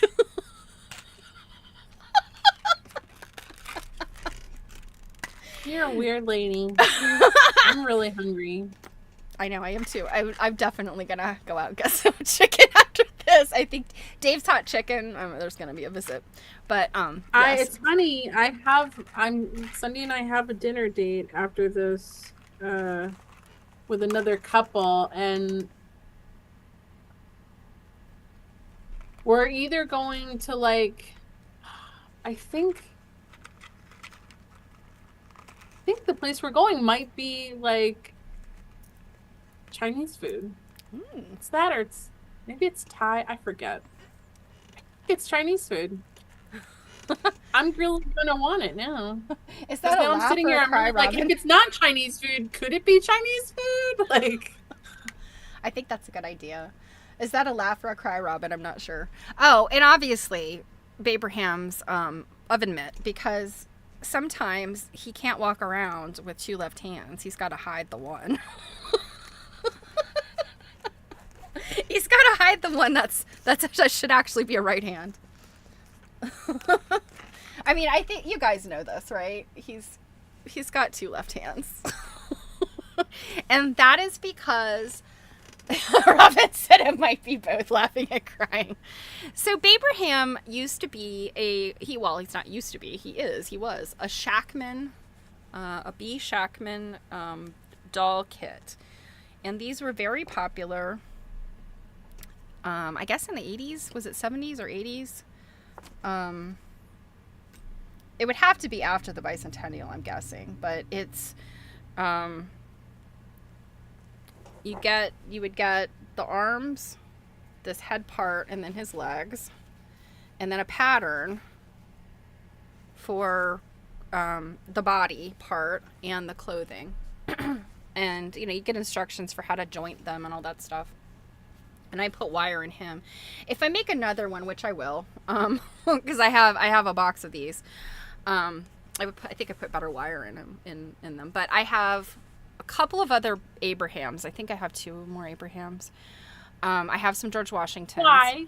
Well, it was a project, and it's a project I will probably still do. It's in my backlog. But he was like proof of concept. So I painted, he's painted with enamel, like, I think his hair is actually nail polish, I think. And he has, you know, his own nail polish. And his boots are like a enamel glitter paint. So he was definitely proof of concept, just making the doll. I have a Jenny Lind, I think. I have Little Women. So there was the 4 dolls for Little Women. There was George and Abraham. And I want to say there was not Thomas Jefferson. I want to say it was like John Adams. And so the women, the wives, I do have a Mary Todd, I think, and Martha Washington. or Mary Washington. No, Martha's his wife, Mary's his mother, right? I should know this. I grew up in where George Washington's from. But anyway, I have a box of these dolls, and for whatever reason, this particular Abraham kit had 2 left hands. So instead of using one of the other ones, just in case, I just used this one. So 1980. He's got a date of 1980 on him. So what is the proposed project? So I was actually just going to use their heads, their busts, and it's a 3-dimensional piece. It has to do with democracy, and the landscape of politics has changed so many times since I bought them that I have sketches and drawings for several of these, like they're sort of fiber installation. They're not really huge, but sort of fiber installation pieces that use some stuff like this. And I have it's some antique items that then have some quilted aspects. And I don't know, my original ideas have just kind of fallen apart, and I don't know. I mean, I think if you have to make political art rapidly right now because it changes so quickly. Who you're yelling at, who you're upset with. So, yeah, it's kind of fallen by the wayside. And, that's the thing. Like, I'm a multimedia artist. That's why I have so much crap, is because I have these ideas or things come across, they become available to me in some way, whether is it through an auction or a gift from somebody or whatever. I was cleaning out my grandparents' houses after they died, and I keep this stuff because I have a vision for it. And I don't know, some people I think probably could easily say, Stephanie, you're a hoarder. But all of the things that I have made and the stuff I've pulled from my, my inventory of oddball things, I wouldn't have been able to make some of the things I make today if I didn't have, like, a whole closet full of crap that somebody would look at and say, why do you have these things? Why do you have a dozen doll kits from the 80s? Because it will be art one day. It sounds potentially like you're a candidate for when your husband retires to just move sell into your a warehouse. House. Just move into a warehouse. and move into, like, I just think of like Western Massachusetts, that you could, like, definitely find a nice larger home and even like property. So maybe you could put like a prefab studio on your property for probably the same price that you could buy your house next door, kind of thing, in your area. Arlene, exactly. You never know when you'll need whatever. Exactly. And I always go back to this idea, and I think what irritates me is, so my challenge, and I say this all the time, I've said this over and over, my house is just too small. That's what I mean. And I have an extra adult living here. When he was small, just his toys, no big deal. He is an adult. He's a full-sized adult with full-sized things.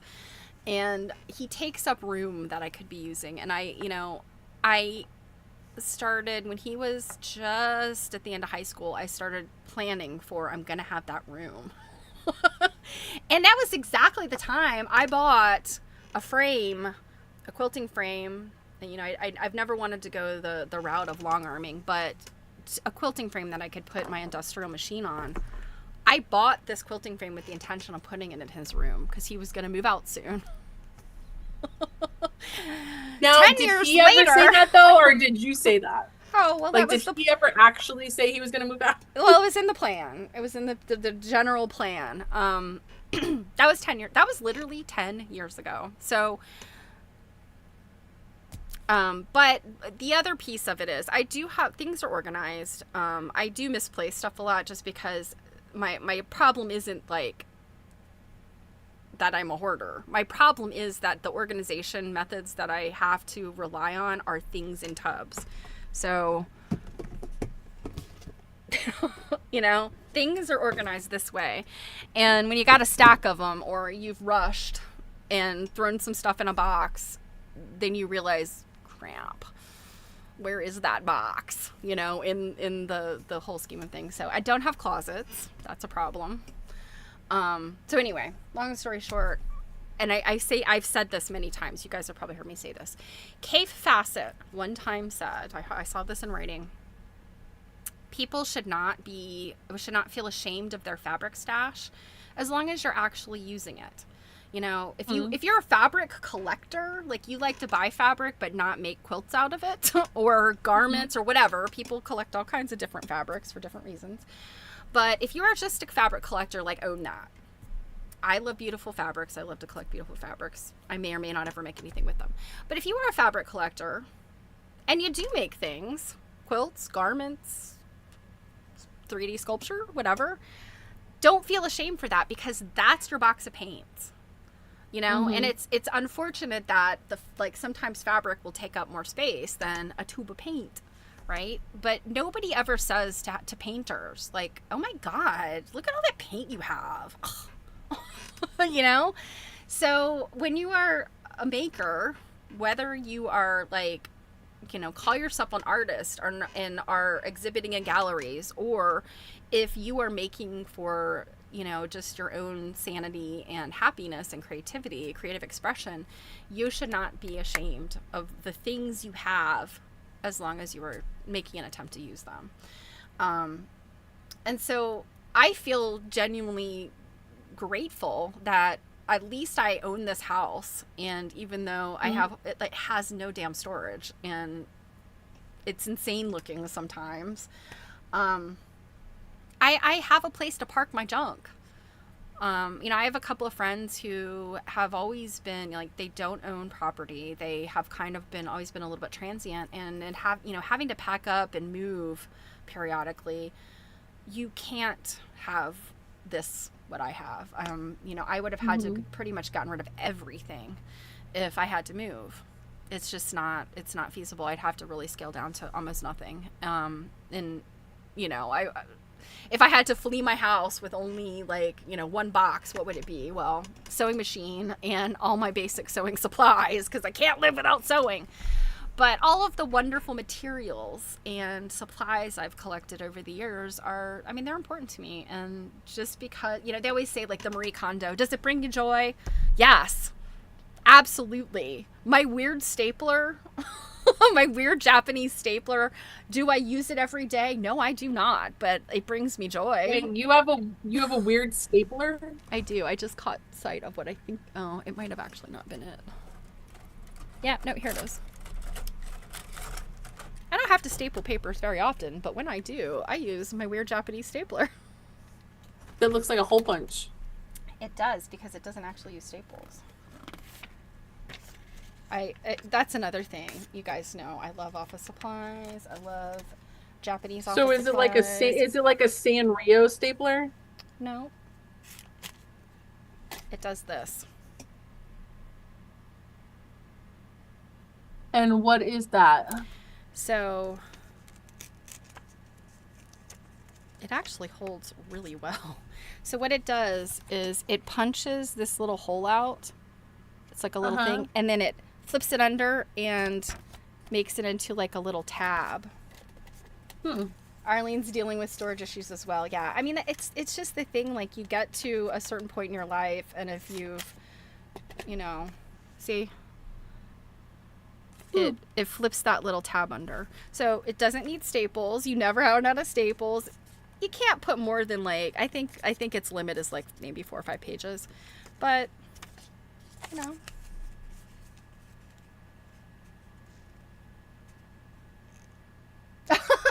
So Robin says the new trend that's going around about stuff is, if it gets poop on it, would you wash it and keep it, or would you get rid of it? Yeah, I've seen that. Yeah, well, and I mean, I think about, like, the fact of, I don't know, what if you had a flood and you're having to clean up, like, muddy water out of your house? If something got muddy, wet, ruined, are you gonna be devastated? Are you gonna, is it utilitarian? You're gonna be like, oh God, I gotta go buy another one because this one got ruined. Or are you just gonna be like, oh well. I mean, I think there's lots of ways of thinking about your things. There's lots of things. I mean, I have a friend, in fact, it's my next door neighbor. She's very judgmental. Yet she's always asking me, do I want stuff? I'm like, okay, you're always telling me how I have too much crap, but then you want to give me your crap too?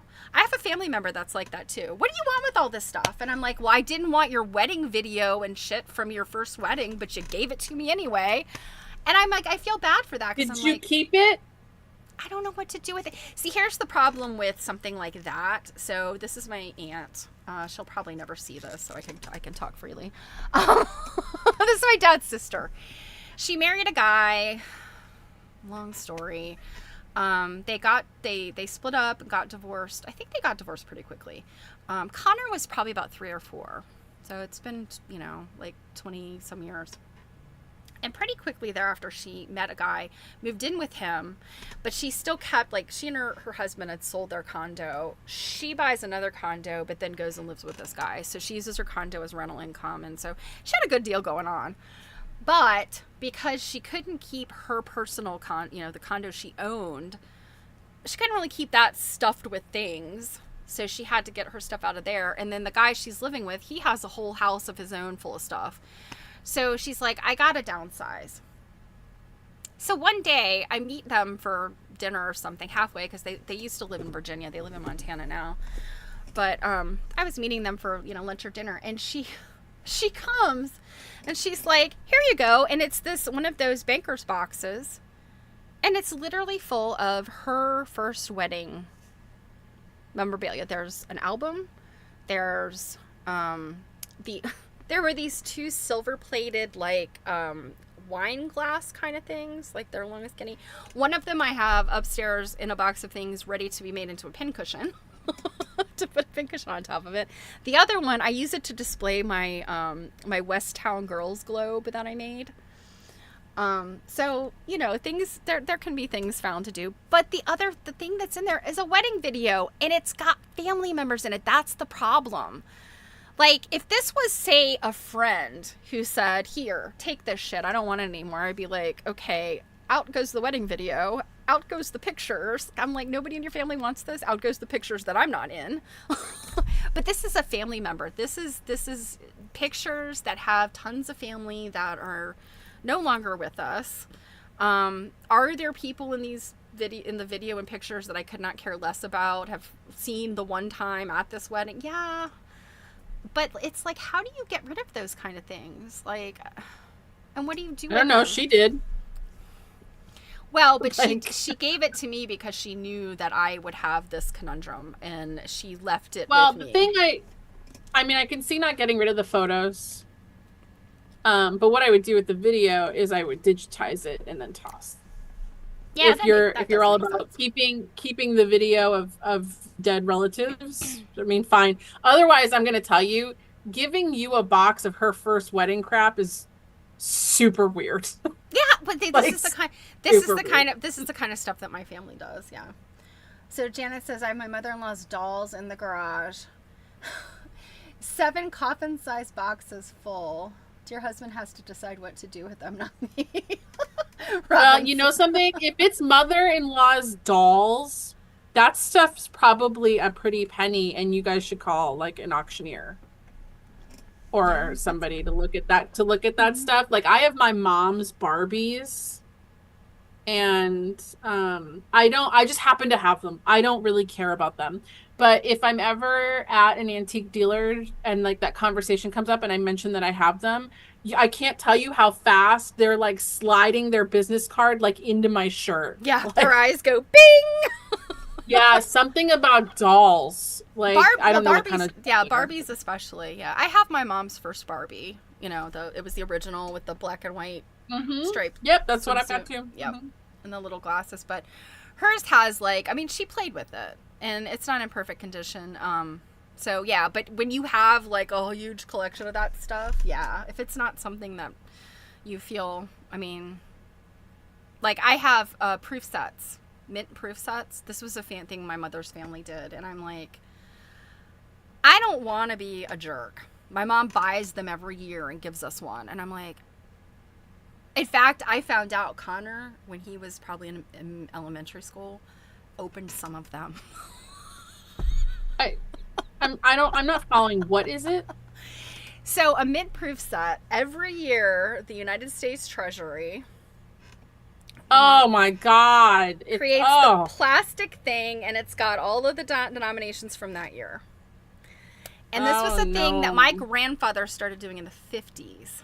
So he would buy a set for all of his kids. And my mother, unfortunately, had her house robbed about 15 years ago and lost some of them. They took those. They took, she had a ton of silver dollars, Kennedy silver dollars that my grandfather had given her. And they took all that stuff. So to my mom, those things are like a connection to her father. To me, I could not give a shit about those, and they are probably not worth I remember the crap. commercials for those. Well, so no, this is not like Franklin Mint. This is not that. This is issued by the United States government. It is simply like the proof of we made this money this year. Janet said they came with a binder with all the info. We have mint proofs too. 2 sets, one for each kid. Yeah, they don't want them. And that's the thing. I mean, like, I just, I'll be honest, I don't get it. I don't understand. I don't understand those. So I'm kind of like, well, I mean, I hate to say this, but when my mom's gone, if those have any value beyond, I don't know,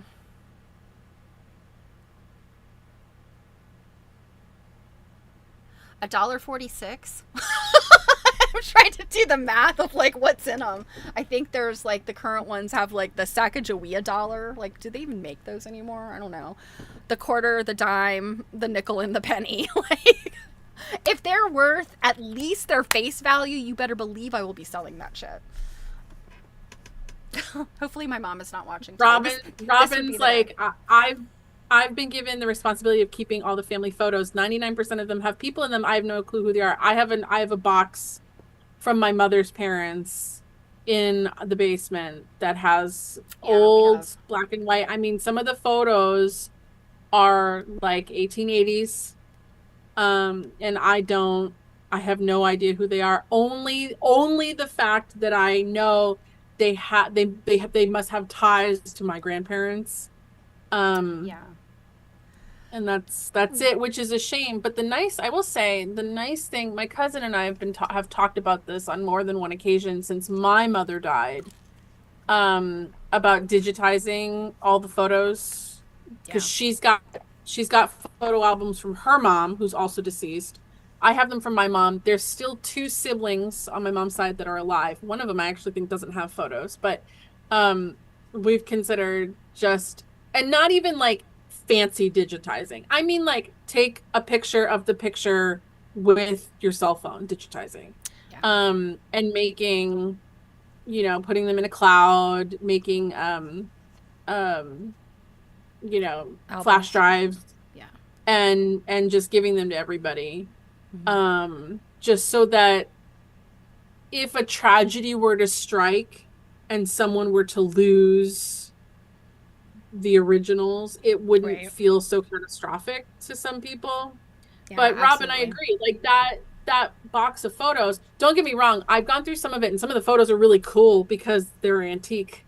And I just think that's interesting. I don't have any personal attachment to them, and if those particular photos were lost, I might feel a little guilty.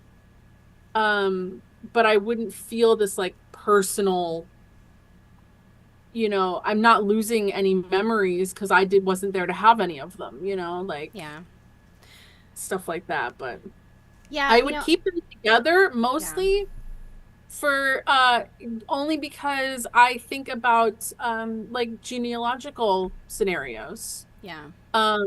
Where maybe someone of an ancestor down the line, wants to do some research, and the more and more photos that get put online where they are identifiable somehow, I think of like, there'll probably be a scenario, I don't know, there'll probably be a point where we get into facial recognition that can start piecing things together from like census and old antique photos. Yeah, I bet you, yes.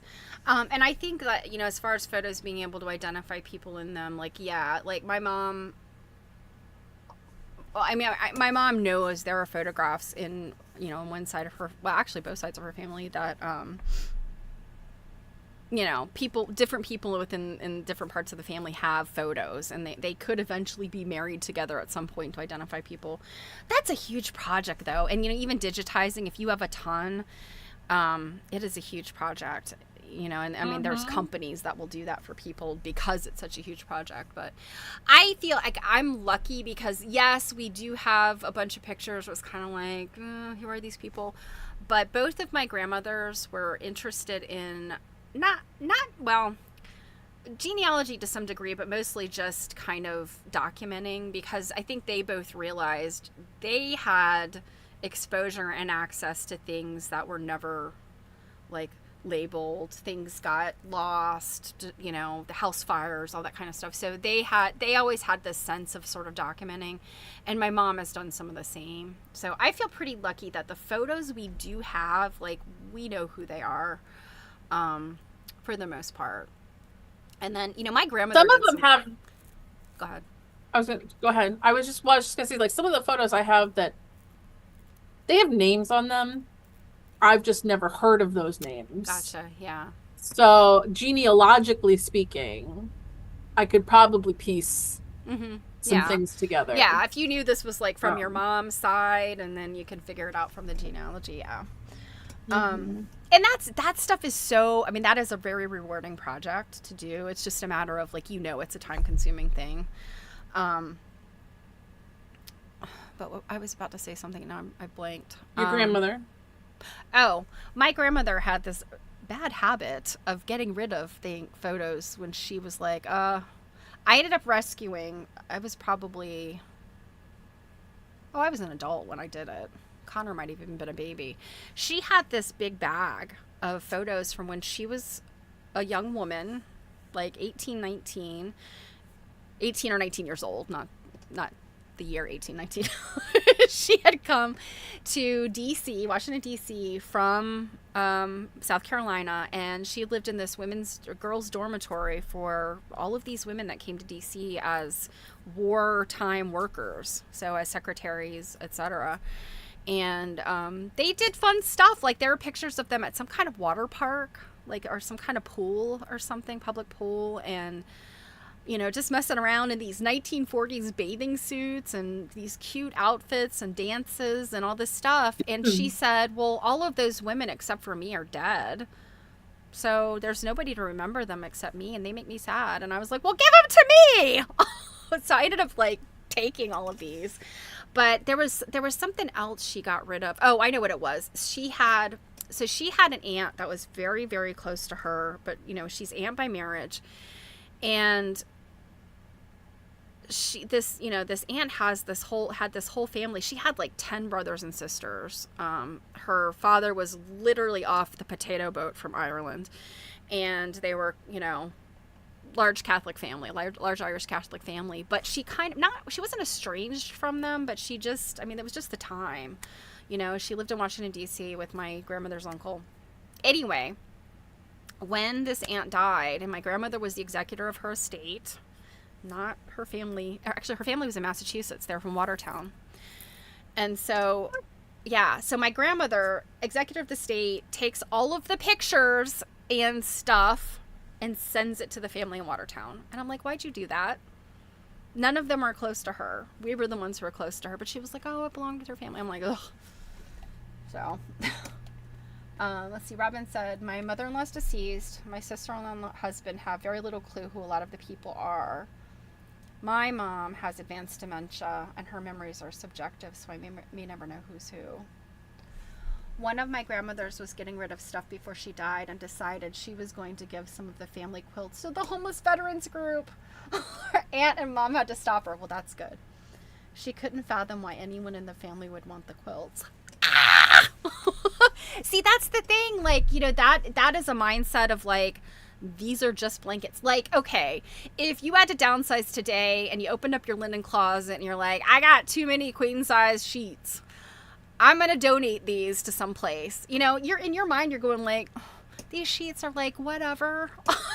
You know, maybe I bought them at an expensive place. Maybe I got them on clearance at Target. Like, I don't have any emotional, you know, I think that's the mentality about quilts with some people, you know, even today, but also back in the day. So as much as you're like, ah, I mean, I understand what their mindset might have been, even if I can't like understand it. Like, you know, yeah. And I've also realized that some people just are not sentimental.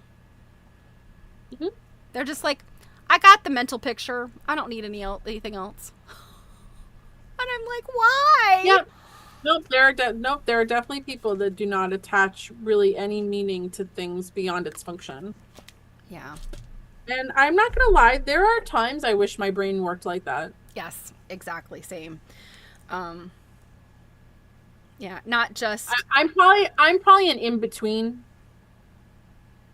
Like there are things I've gotten rid of that technically would have had sentimental value, but I really just paid more attention to the side of my brain that is like, I'm not going to use this, and it's impeding my life. Yes, like, I too.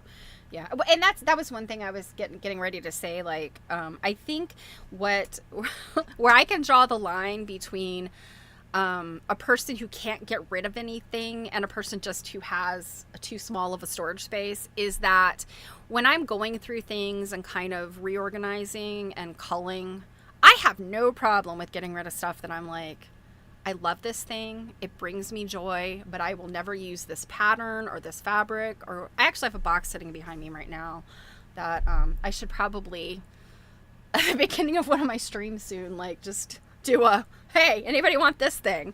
Because some of it is stuff that like I think has value, but also some of it is stuff just like it would be a waste of energy to try to put it on like Marketplace or eBay or in my shop. It's just like, somebody send me, a couple bucks for shipping and it is yours. You can have it. So I have no problem with throwing things out. I just or getting rid of things, And I think that is the important aspect of it. If you go through your stuff and literally can't get rid of anything, I don't know what to say about that. Is that the sign of a problem? Is it a sign of, mm-hmm. Yeah, that's probably the sign of a problem. Yeah. Yeah, Robin, I get that too. She says I used to be very sentimental and thought I wanted to keep lots of things, but the older I get, the less I want the stuff. Yeah, I agree. Yeah, my mom and I both we had a lot of struggles with closing out my grandmother's estate because both of my uncles were like, everything goes in the trash. And I was like, absolutely effing not. I don't, you guys are selling this house faster than I can handle. Like, you are not going to throw away all her stuff. And there were things that went, and I still keep thinking about them. It really bothers me. But my mom. It's also a very, if you're not, I'm going to say generally a man, just because I feel like men, their brain tends to work that way more than women do in general. Because I feel like my brother's brain kind of worked that way when our mom died. But I will say that during times of going through things where he went through next to nothing of her things when she passed, which I actually think is not good. It's part of, part of grieving process. And some things like her clothes, I really had no emotional attachment to. They went very easily. Other things, not so much. But I do remember one going through that process. It's a very surreal feeling. I'm sure. Because you're just kind of like, this is almost like what a life culminates to. And then when you pass, people just come in and decide to just get rid of all your stuff like you'd never existed. Yeah. Especially people that have that mentality of just throw everything away. I don't care about it.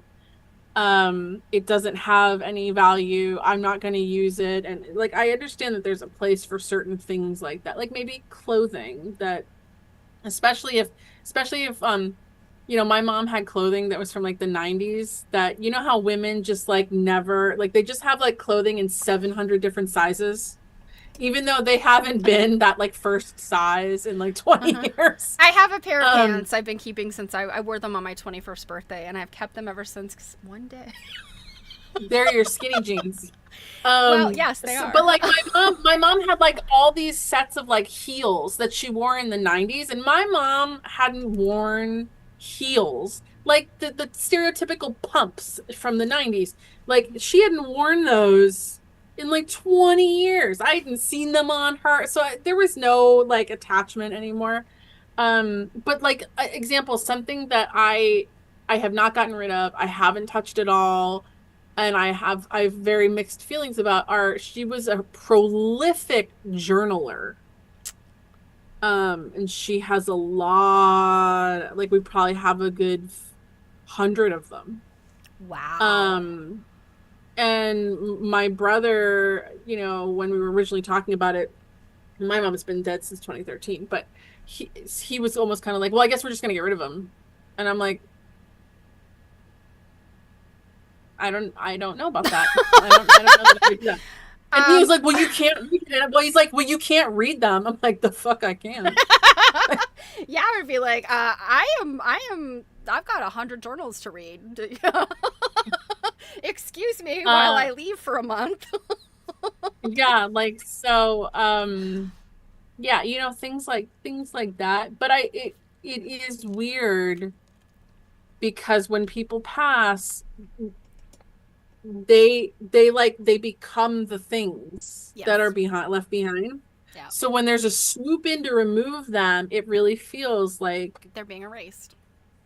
yeah, just like, well, they're not here anymore, so just get rid of all their stuff like they never existed. And Mm-hmm. and I'm not saying that there's any right or wrong way to do anything. I don't have an answer. It's really just about I do remember feeling very odd.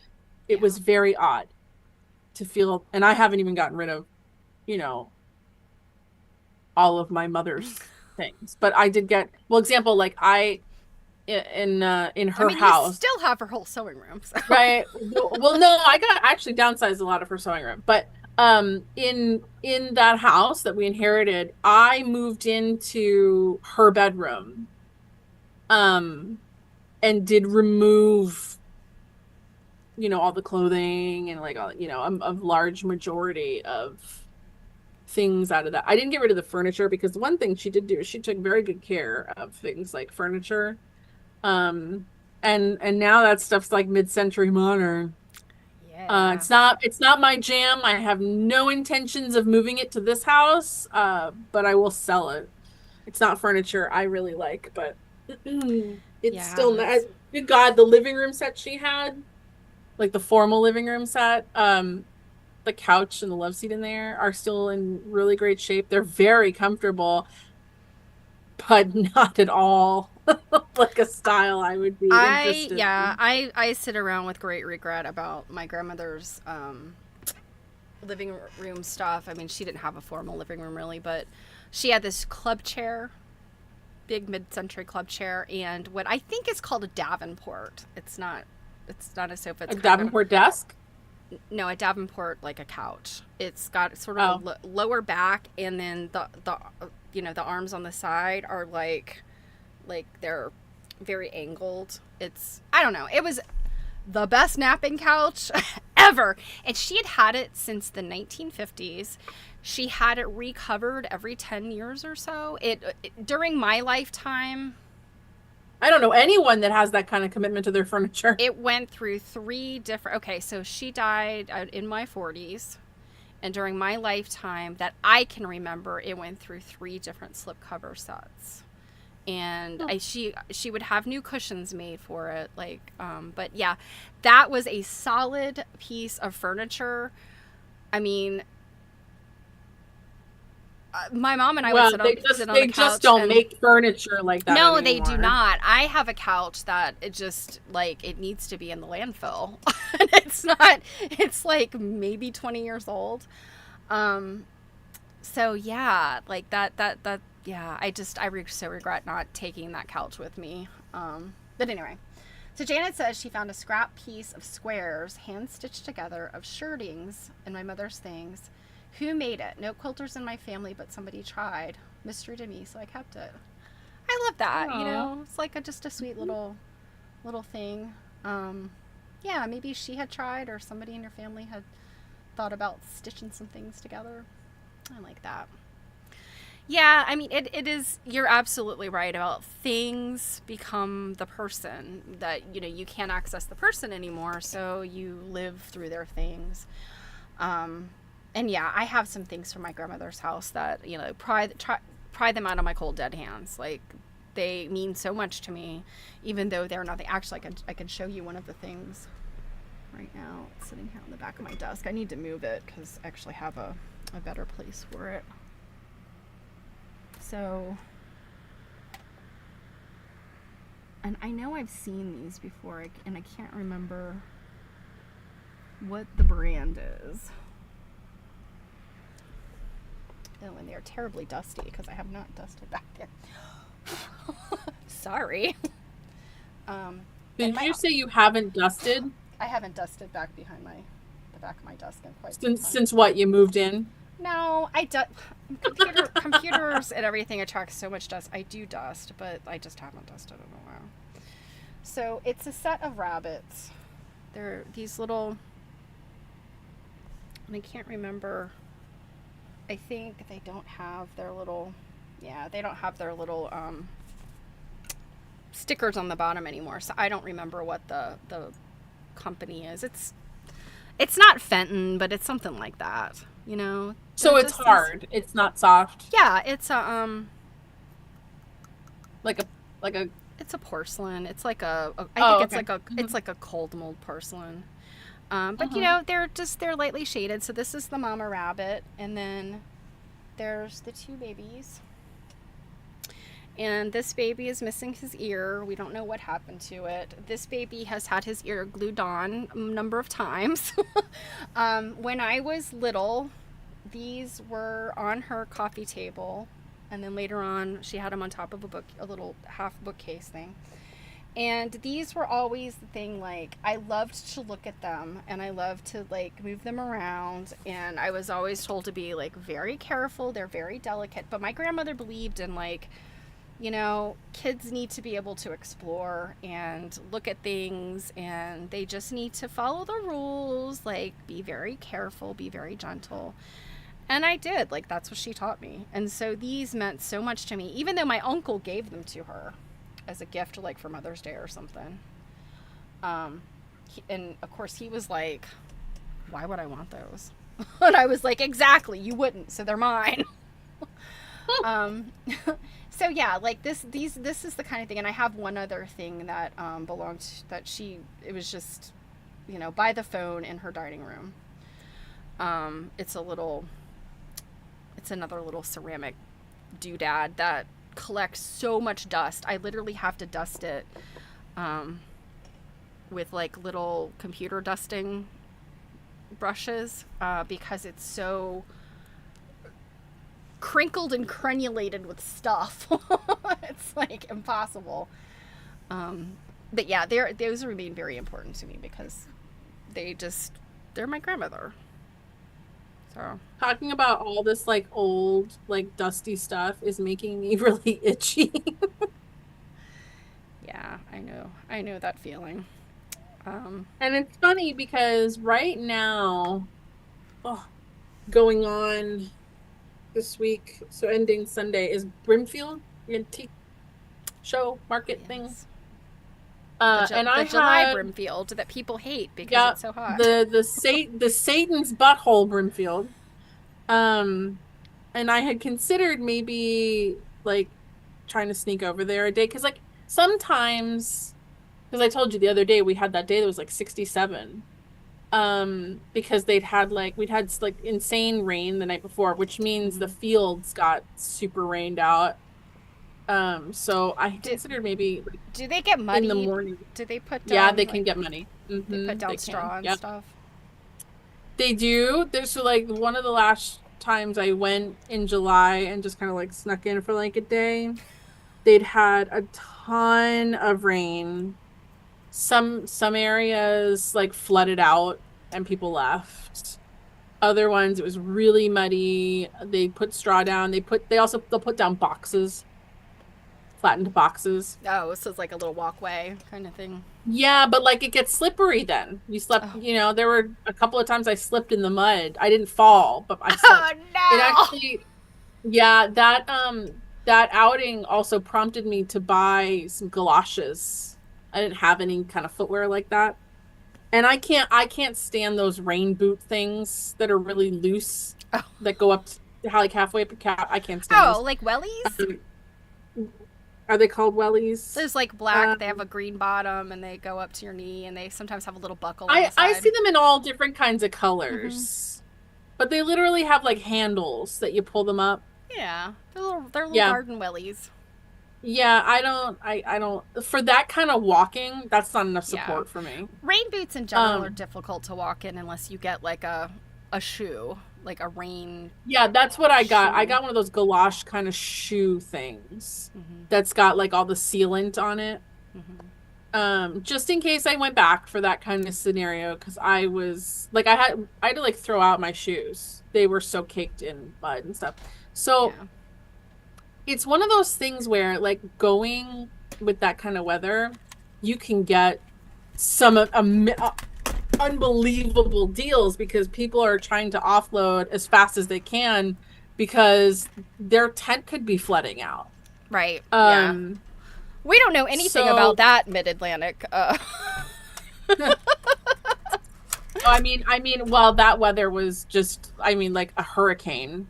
Yeah. Um, but I will say, like, Mid-Atlantic had way better drainage.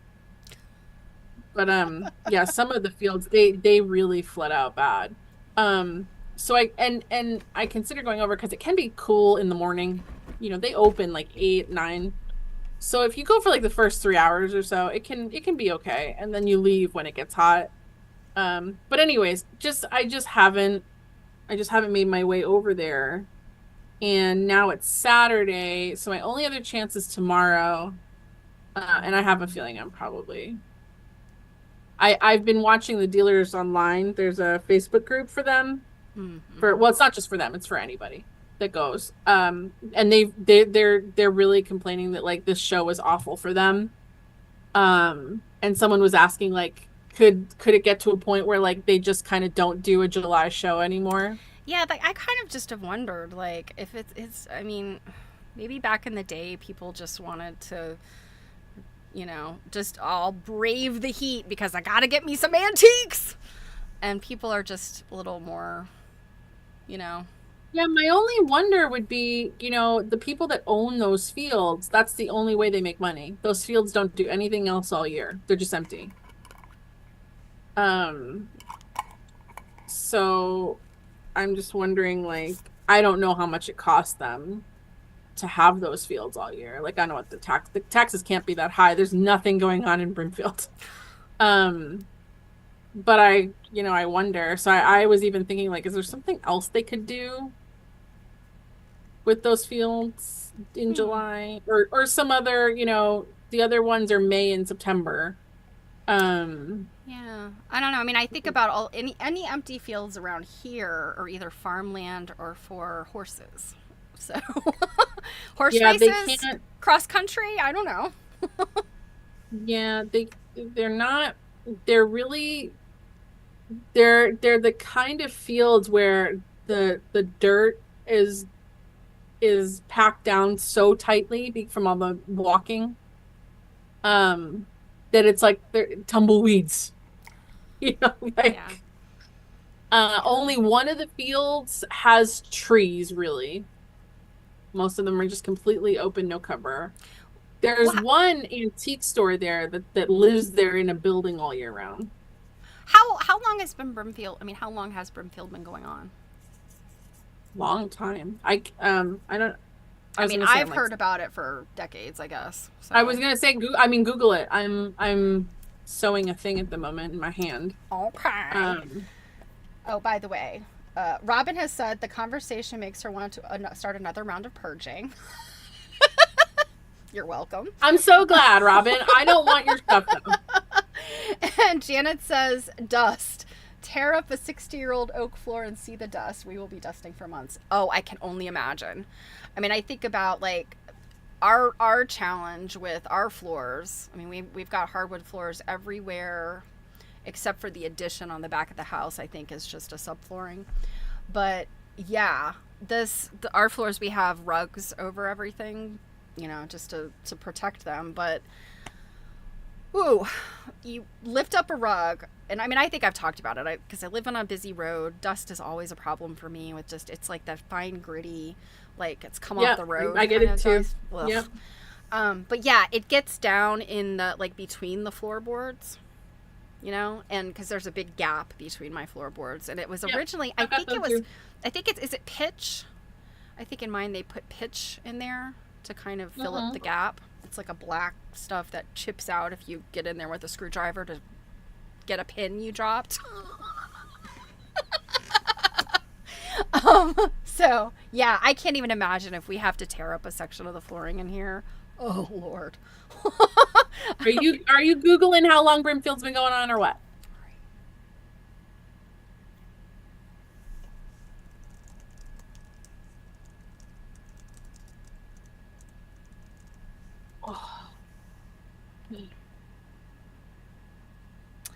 All right, so the Brimfield Antique Flea Market, one of the largest. Oh wow, okay, I didn't expect this. All right, so here it is. The Brimfield. What, are you looking at the aerial photos? There is an aerial photo. Yes, I'm not looking at that though. The date surprised me. Oh. So Brimfield Antique Flea Market, one of the largest outdoor antique shows in the United States, began. What year do you guess? What's your guess? It started with a single field. I'm going to guess in like the 1960s. 1959. Oh my God, I was really close. Yeah. So started in 1959 with a single field and a vision of Gordon Reed, a local auctioneer and antique enthusiast. What started as a small gathering of 67 dealers grew into a sprawling event spanning multiple fields along Route 20 in Brimfield. So, yeah, let's see. Early growth. Reed sought out dealers traveling throughout New England to invite them to participate. The initial show had a modest start with 67 exhibitors and 300 attendees. By the mid-'80s, the show had grown to over 2,000 exhibitors. Over the years, the market has continued to evolve. Different show fields offering different or diverse selections of antiques. Brimfield's success is deeply entwined with the local community, with various groups and residents contributing to a smooth operation. Yeah. Interesting. 1959. I would not have guessed that. I guess I probably would have thought just the 80s. I actually thought when you were like, oh my God, guess. I thought you were going to tell me it was like the 20s or something. No. Oh, no, Rob, that's right. Robin has construction going on behind her house. Well, at least it gives your grandson something fun to look at. He was watching the earth-moving machines. But yeah, the dust and the dirt, I can imagine. So Janet says, the sand under the padding for the carpet showed where we walked the most. Yeah, I've noticed that too. It pools in areas and along your travel routes. Yeah, the sand and dirt. I can only imagine. Like, I have one of those Dyson rechargeable, things, and it's got stick vacuums. Yeah, it's got a really good like suction on it, and it's got like the turbo mode. You could turn it into like beast mode. And beast mode eats up a lot of the battery, but it'll suck a golf ball through a garden hose. But I can only imagine that little tank fills up real fast with cat hair. So I can only imagine if you have like a lot of dirt and sand to vacuum up, going to be constantly emptying that thing out. That Kirby didn't live up to the hype. Here is my progress on my little stash of Hexies. And you know what's funny? I got this container at Joann's, and I recently had thought like, oh man, I'm not going to be like, what if I want another container? Exactly. Guess what I found in my mom's stuff in the sewing room the other day? Another one of these. Oh my gosh, that's awesome. Yeah, I was going to say, they probably have them at like Michael's or something, but... Well, I will say, like, once, and it's funny, there's no brand name anywhere on here. Once I get to a certain point with these, I should probably just move them to a bigger container. But I love this for travel because it fits in my little travel. Yeah, that's perfect. Yeah, that's perfect to keep them organized and from, because, you know, I think I found about Hexies is they will get legs, wander. It's so easy to pull a stack of them out and drop one. So it's nice to have a little container. Or you'll like go looking for them and find them in the dishwasher. The dishwasher. Remember the story? Yes. When you can't, but see, in the dishwasher, it's because you can't find your seam ripper and you have to somehow get those 300 stitches per inch apart. So Robin says you've been making a lot of progress. That's impressive. Janet says that's impressive. And Janet wants to know, is there a hinged lid on that little box? Yes, ma'am. Yeah, that's a nice little box. I like that. Oh, you guys, you know what I found? And I bought some for Christmas. And maybe I shouldn't say this in front of Jill because maybe I would give her this as a gift. But I found this guy on Etsy. And I don't know how I ran across him. But what he sells is, and he's a doctor. Like, he's going to medical school or something. And his whole thing is, I sell this stuff to fund my medical school. But they're these little 3D printed, like little cubbies that you put inside an Altoids box, and they have different like alignment on the cubby. So like there's one that's just cut into two, so it's just got two sides. There's one that's got a whole bunch of little like long narrow and then like one big open spot. So like that's a great sewing kit, you know, so you could just have you could separate all of these little tiny things. And I was like, I love this. So I bought a couple of them, and of course now I need to go dig up some Altoid tins. I know I have them. That's probably in my attic. That's something. Well, I'm just going to tell you right now that if you give me that thing, you need to give me the Altoids tin too, because Altoids is something I never got into. Yeah, well, and that's the thing. I don't love Altoids all that much. My husband is an Altoids person, so but I collect it. I have never had Altoids that I didn't keep the tin. In fact, I have bought Altoids, kept them for so long because I don't love them, and thrown them out and just kept the tin. So Robin just said you might try looking for containers that hold embroidered floss on cards or similar in design. Now, Robin, I have a number of those floss things. The different, and it's not that they're not potentially usable, but the difference is that these rows in here, they're no deeper than this 1/2 inch hexie, where the ones that hold floss would be deeper than the 1/2 inch. Yeah. But those would also be good for bigger hexies. That's true. This container here, this container is like 1 inch deep total, like all the way to the outside here. And I'm using a little antique wooden ruler here. And just under 6 inches long and 3.5 inches wide. But yes, once I get into like a bigger collection of these, I will have to come up with something different. But like I said, the thing I love most about it is it fits in my tin here. It does. That's my little... Yes, I love that. I love little things that fit inside of other things because it keeps little things organized. Yeah, and it's so easy to lose. So Janet says we bought a little couple things. Did you say snackle boxes? Like snack tackle? It's a snack tackle box. Yes, snackle boxes when we get the cookies. Haven't used them yet. Oh, when you got the cookies, haven't used them yet, but looking forward to keeping them full of snacky stuff. Yes. Well, and you know, I think the great thing about those, and I think I've seen what you're talking about, but the great thing about those is, again, because the lids do snap down tight on them, they keep stuff from getting stale. Now, not that Oreos, etc., last very long in my house, long enough to get stale, but the way Well, that especially Selena Gomez Oreos. they're only a they're only a half box. They're not a full box of Oreos. But they have that, and they've been doing this for a few years now, where it's like the foil, like you pull it off the top, it like pulls open, and it's kind of got like Sticky. Mm-hmm. Yeah, like an adhesive. And I always forget that that's there and open it from the side. I did that recently with the first box I bought, and my son was like, "Did you say?"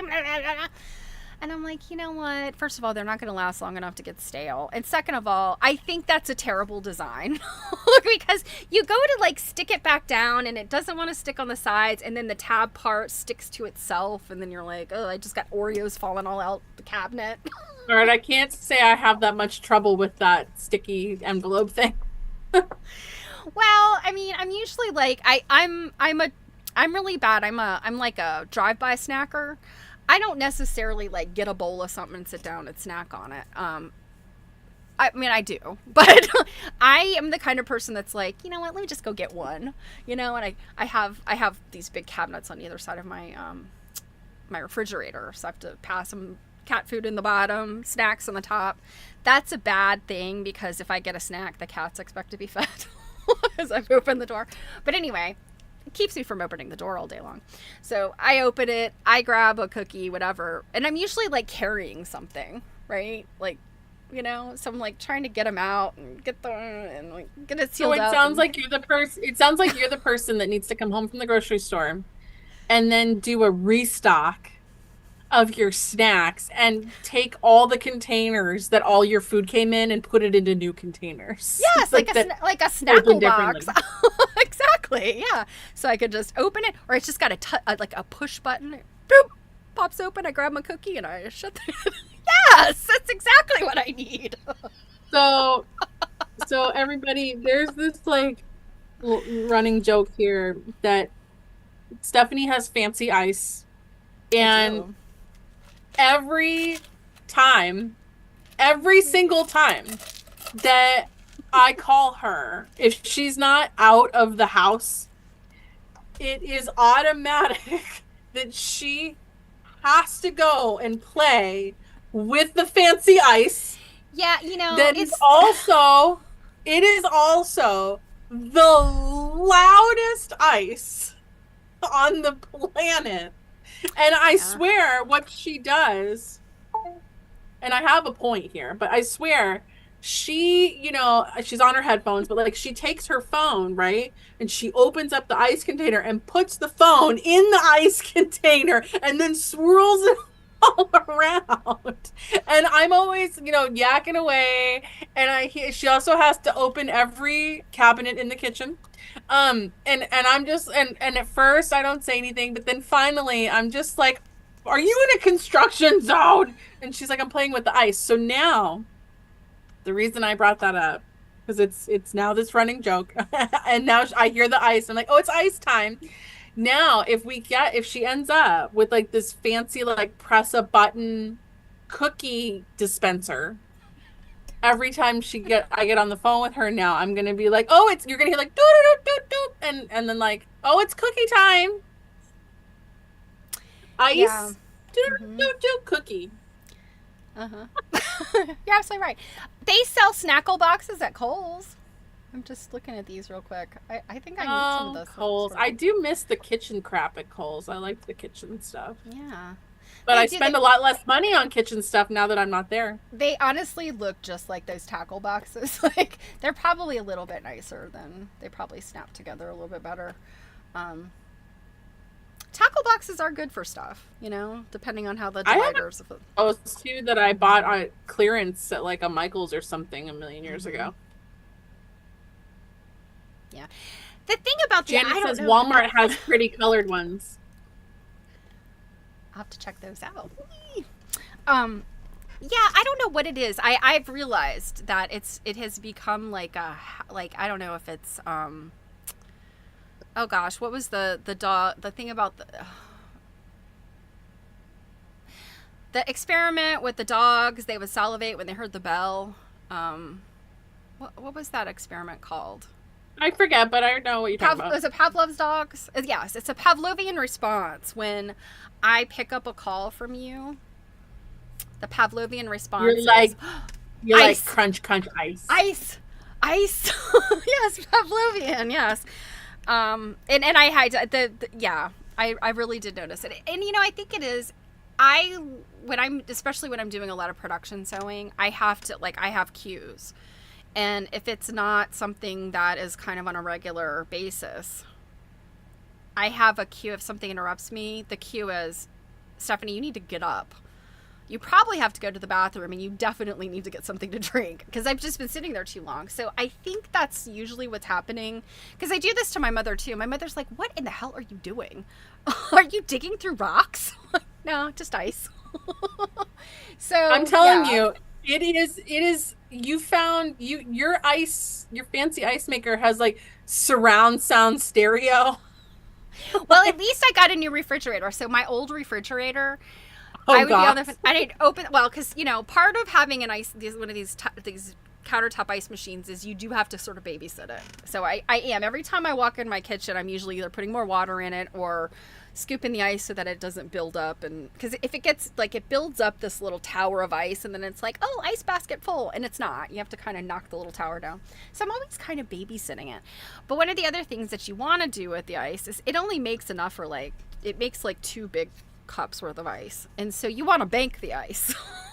So you empty the ice and put it in the freezer. So I'm constantly doing that. And my old refrigerator had a creak in the freezer door, and I did everything I could to fix it. WD-40 everything. It would not. Every time one thing you could have done to fix it while you were on the phone was to not open it 50 times. Because that was the other thing. You were like, for all we knew, you were checking to see if the light was on, because it would open 700 times when we were on the phone. I'd be like, do you wait for me? Yeah, it's so loud. See, Robin too has a Pavlovian response. When one of her BFFs calls, she starts to play games on her computer. It's because there's this part of your mind that's like, it switches into a different mode. And for me, being on the phone to me is like, and I know you're going to take it away. You're going to give me crap about this, but I feel like being on the phone is like wasted time. So if it's just if it's a friend, if it's my mom, I know it's going to be a call that's really more chit chatty and not like I need to be at my computer because it's a business call kind of thing. I'm like, okay, the part of me that needs to stay busy can go do something and be busy. And so a lot of times that's tending my ice. Which is truly a literally, she's literally there like a farmer with a rake and a power tool. I think we should record it sometime. It's just a stainless steel scoop, and I use it to make sure it has a microphone on the end of it. It does. Your mom will 100% agree with me, I'm sure. Yeah, I'm sure she would. Yeah, one of these days I'm gonna record the call. Just so that everyone can hear that I'm sitting there and I'm probably trying to tell her something really important, that's going on, like medical, and she's it's an ice sculpture on the other side. Well, but and then with the old freezer door. Well, that's the thing. I got a new refrigerator. I don't have the creaky freezer door anymore. It's all good. It's just the ice now, so. Just know, if you call me, there's gonna be ice. It's a fight for your eardrums, because you really feel like she can't hear you over the construction zone. Well, the crazy thing is though, I have, for noise canceling technology, first of all, when I'm wearing headphones, it's hard to hear how loud things are. So my bad. Right, my bad. But also, these filter out so much, I start to not think about it. You can't hear the fact I've got a fan blowing right on me, and I've got a noisy air conditioner right there. And noise canceling technology is pretty good when it's a constant sound that doesn't have any peaks and valleys, if it's just a hum, it's really good at filtering that out. But when you have something that's like a dog barking or like a siren or a whistle, those things come through the technology. And I just forget that. Like, I will. So Robin's like, yeah, my friend's always asking me what I'm playing because I'm partially zoned out. I'm gonna tell you, Robin, that part, Stephanie's not necessarily zoned out when she's Picassoing her ice. yes, ice tending doesn't take much of a. It's I'm not gonna lie to you. I would be kind of annoyed if I was talking to her, knowing she's doing something else, and she's zoned out. That would bother me. I turn off the sound when I'm playing games when I'm on the phone with you. What games besides ice croquet? I do. You guys know I do play a game, and thank you to Robin. Robin's the one that told me that I could get my history. I did finally get my history moved over to my new phone, so I didn't have to start over. Yeah, remember I was like at almost level 900. I'm at level 1050, so 1060 now. How did you get your history? There is actually a very simple setting. You download the history, and then you... I had no idea. I'm a dummy. I'm not a gamer, I mean, I played this one game, but it's one of those supermarket match games where you're trying to get 3 of something on a shelf, and then it... yeah, thank you, Robin. You're my savior there, because until you told me that, I was just ready to curse the game, and I had to turn my old phone in. So luckily I downloaded it from my old phone before I turned it in. So. Yeah, it's really time for me to bite the bullet and get the new phone. And you know what's funny? It's not because of the phone. It's because the thing, the outside here that holds my phone in the case, 3 sides of it have broken off, and it won't hold the phone really in very well anymore. Yeah, I had the same problem with my old phone case. I had it like duct taped from the outside and the inside. And it's hard to get, like, you guys know this. If your phone case breaks and your phone is a little bit more than a few years old, forget about finding a case that fits it. You have to either spend a ton of money on like eBay or Amazon to find an old one, or you have to haunt the clearance racks on stuff. So yeah, it's almost like, I know a case will, at most, a cheap case costs you about $30 for one that's not going to break. Yeah, so you just buy a new phone because you can't get a case for it. Well, it's one of those things. I am definitely a if it ain't broke kind of gal. This phone is 10 years old. It's my first smartphone. I held out a long time. And I'm actually just at the point where, from like a business perspective, there's a lot of reasons I should have a new one. Because if for nothing else, just the upgrade in photo and video quality, and also storage space. This phone is 32 megabytes of storage. The low end of storage now is 158. Yeah, I was gonna say, I think I've got a terabyte. Oh, you bought like the Cadillac? Yeah, I was thinking like the second tier is like 256 or something. Mine might be 256. I can't remember, but yeah, I bought. And I was thinking we would do that. Yeah, I didn't buy the top line phone because I wanted more storage. I spent the money on the storage versus like the bells and whistles of the phone. Like this one, because I'm an Android girl, this one doesn't have the pen. It's a Samsung. It doesn't have the pen, and I really like the pen, but I wasn't willing to spend the money for the pen in lieu of the space. So I was like, I need the space more. So I went and bought. I didn't realize you could do this. Just a like cheap stylus. Stylus. Yeah, it's a rechargeable stylus, and I actually don't. I carry it around with me, but I don't use it that often, so it was a good choice to do that. So. And how much storage have you already used on your phone? Oh, I don't know. Well, it's probably a lot because I pretty much just transferred everything straight over. I had done a little bit of cleaning.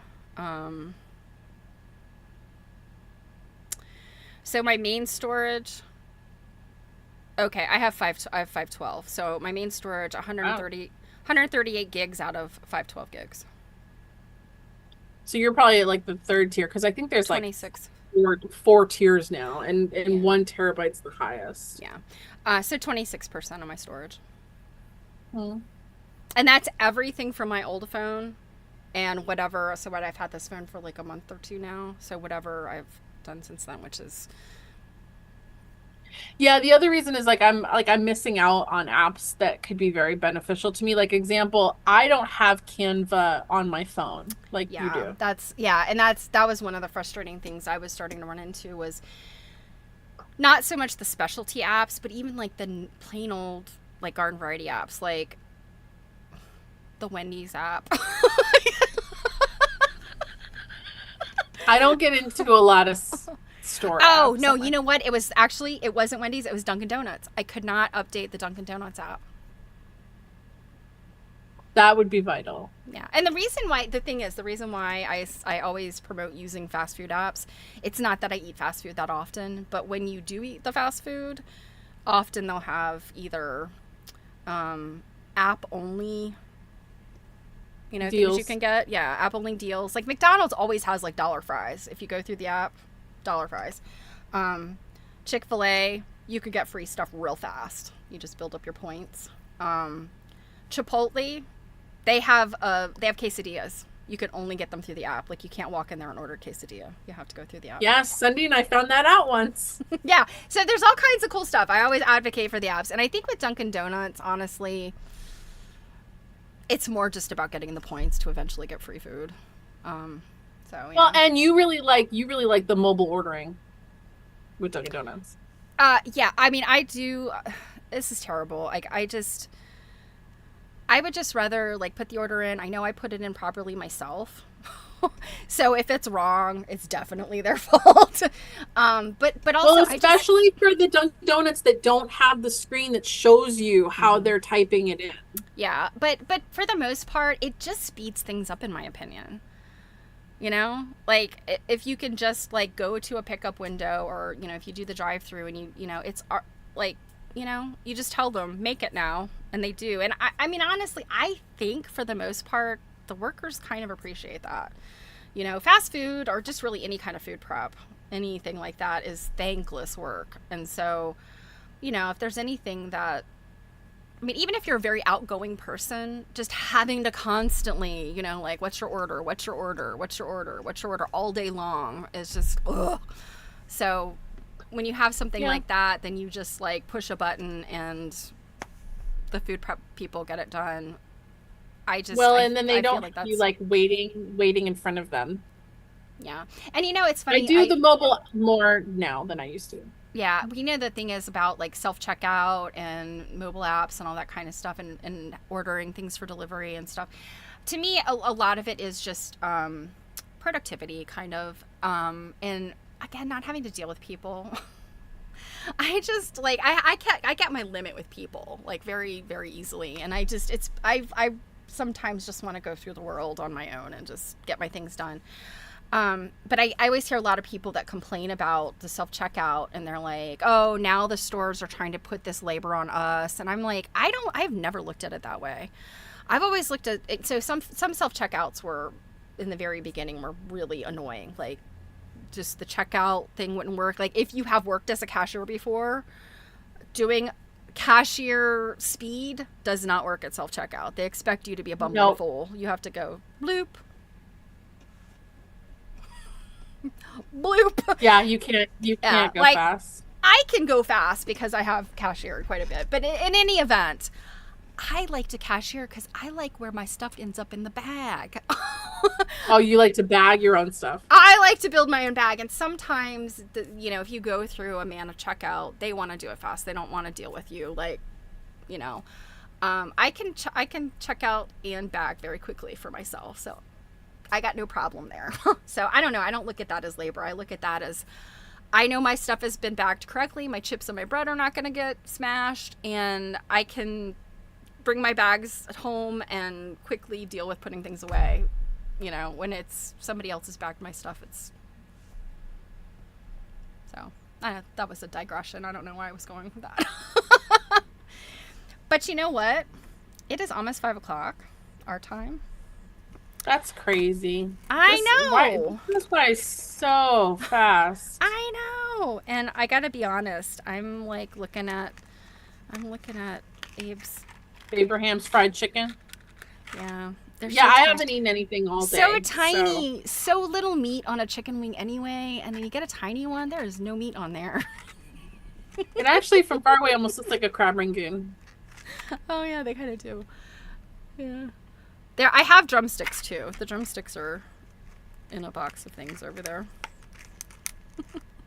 No matter how much you try, Stephanie, you are never going to be the scale to fully use those small things.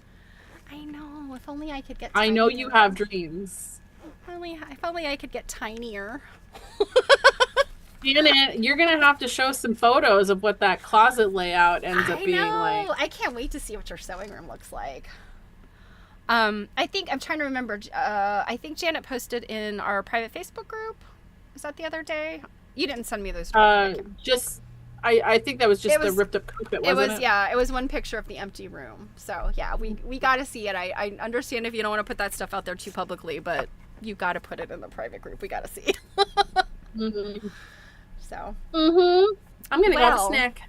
I, too, am going to go have something to eat. I think I'm going to go full-blown dinner.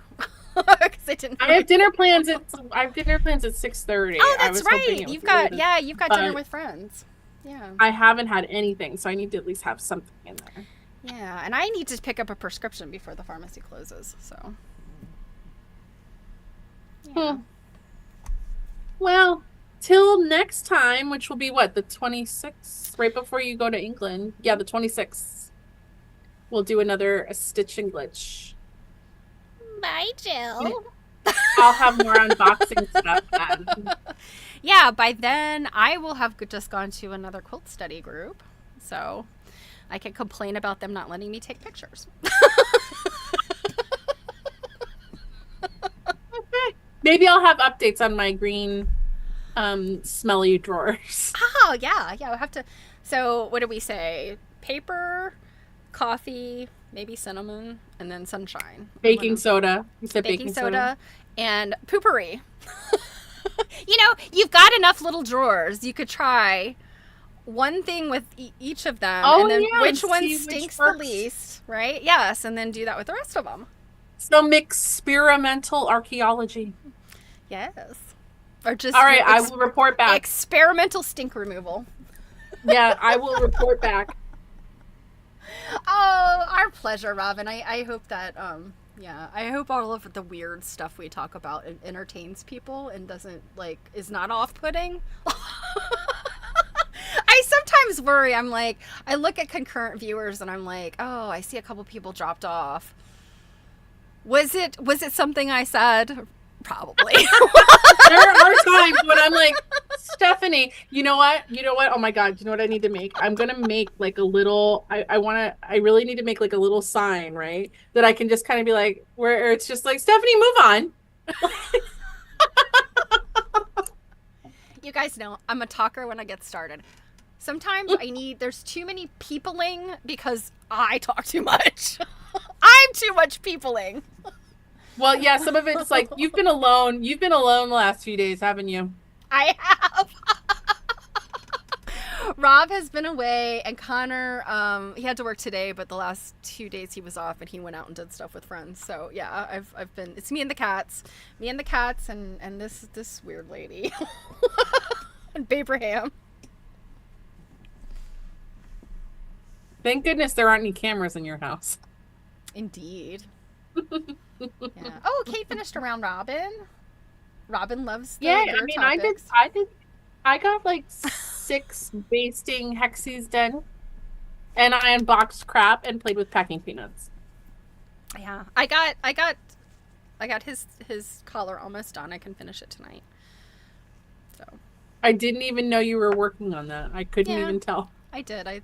It was probably 7 stitches, because I don't do 300 per inch, so that was about 2.5 inches of stitching, so I don't know, 6 stitches probably.